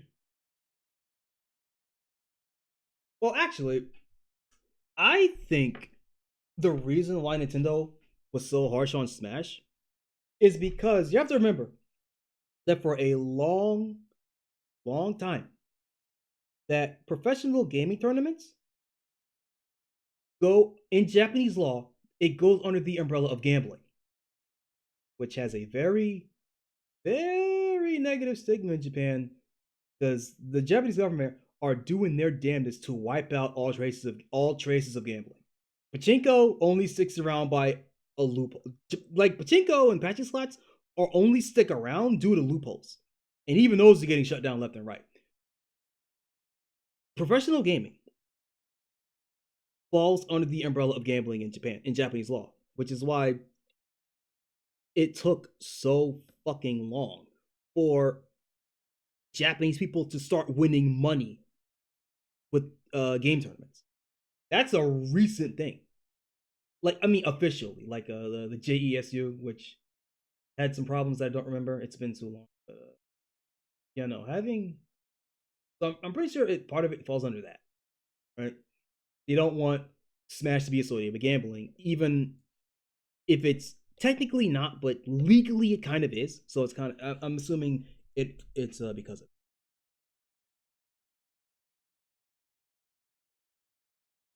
Nintendo also might not want professional Smash being the face of Smash Brothers. Smash Brothers, in spite of its tournament, Smash Brothers exists. No, that's not the right term. In despite how overwhelmingly huge the Smash scene is, Smash is still a party game. And the Smash community will get really fucking mad at you if you say that Smash is a party game. But it's a party game. I mean, yeah, Sakurai took influence from KOF 96 when he made it, but it's still a party game. You have big, huge gimmick stages and items and shit. Like, that is what the face of Smash is, and I feel like that's what Nintendo wants it to be. And having and buddying up with the tournament scene kind of goes in the complete opposite of that. So I feel like it's more of a it's not I truly think it's not personal. It's more of a marketing thing. More of a marketing thing, more of a branding thing. Uh no, yeah, no, even Nintendo being playing hardball with like trying to prevent the Smash team playing melee. Even that is more of a marketing thing because like stop playing old game, buy new game that you can that is available on the eShop right now. Don't play old game. That's still more of a business, a detached, cold-hearted business thing. I mean, It's the reason why Nintendo won't re-release old Smash games because they know that it will eat into the sales of Smash Ultimate. Right? They're not stupid. They know that. Nintendo knows that. I'm thinking. Nintendo knows that if they were to re-release Smash on the eShop right now, it would sell millions of copies. Millions of copies. Maybe billions, but definitely millions. They know that. And I'm gonna call my shot right fucking now. I'm calling it right now. Switch 2. Nintendo knows that they cannot make another Smash game on the level of Smash Ultimate. They know that. They know that for a fucking fact. I'm gonna call my shot. Switch 2. Switch 2 is gonna have a Smash remake. A Smash Melee remake. I'm calling it right fucking now. There have been no less than there have been at least 2 fan made Melee remakes. There's Project N and Project Plus.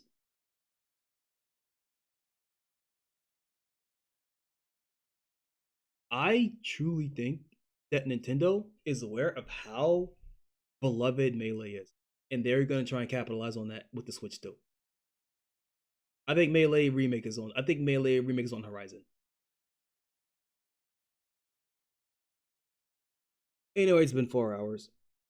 I was gonna play a game tonight, but I can't even watch a YouTube video on this fucking thing and stream. So I'll test that tomorrow. I'll see if I can. I'm the kind of thinking.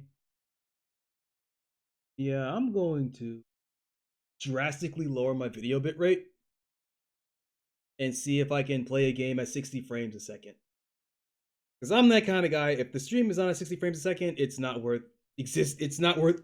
If I can't stream at 60 frames, it's not worth streaming. At least for a video game. Videos are kind of less important, but the slideshow is not doing a good job of instilling confidence. Why is YouTube eating up all of my fucking RAM? Jesus Christ! But yeah, I'm kind of done.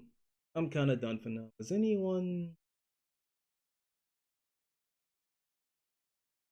streaming? Probably not. Like fucking.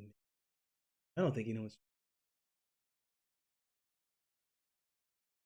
But yeah, whatever. Who's on Twitch? Who's doing some cool ass shit on Twitch that I know that personally I don't know anybody I care about?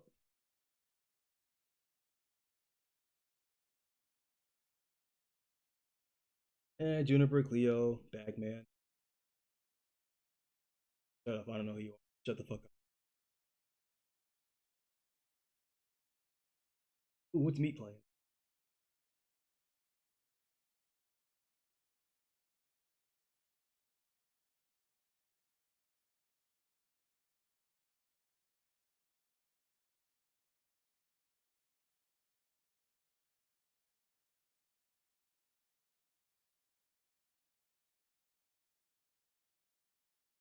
Um okay, I need to I gotta refollow. Right, because I don't use my Twitch account, so my follow list is like 4 people. I gotta fix that. Well, I can't wait. I can't even rate. What do I care? I can't rate. Who gives a shit? Yeah, so I'm just gonna go. I will see you all. Oh, Grub. All arrivals. Which?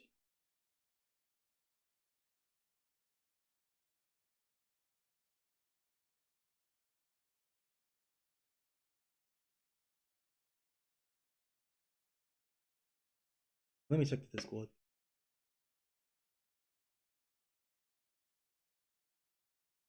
Grub's on Twitch? See? Oh, that's YouTube. Well, I can't rate into YouTube. Oh, yeah, sure. I'll plug Grub.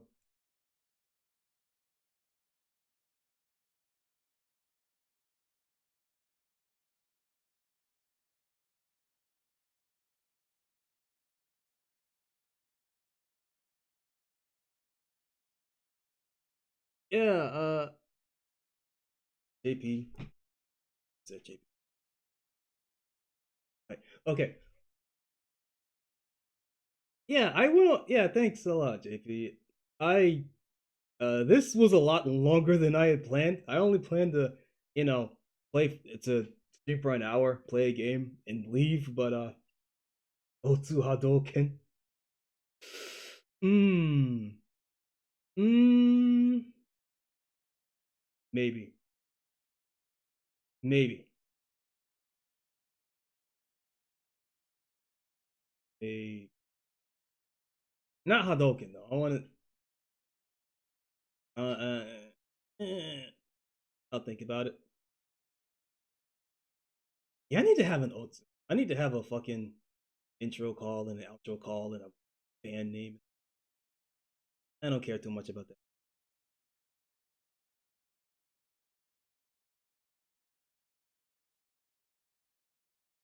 Yeah, so whatever. Here's Grub. Is it? Wait, that's a link. Is that gonna show up on my Twitch? Is it gonna get auto modded out? Is it auto modded out? Doesn't seem so on my end, but hmm. Hmm. No, anyway, have fun. Go watch Grub play the better Overwatch, I guess. Um I mean I guess I'll stop by and say hi, but I'm not too keen to stick around. I'm fucking tired as shit. I should have been in bed 3 hours ago. So this is the end of me. Otsu Hadouken, I guess. Otsu Choco, Otsu Minato, whatever. I'll come up with all that later. Not later as in tomorrow. I mean later as in, maybe 7 months. So I'll see you later. Choco out. In street.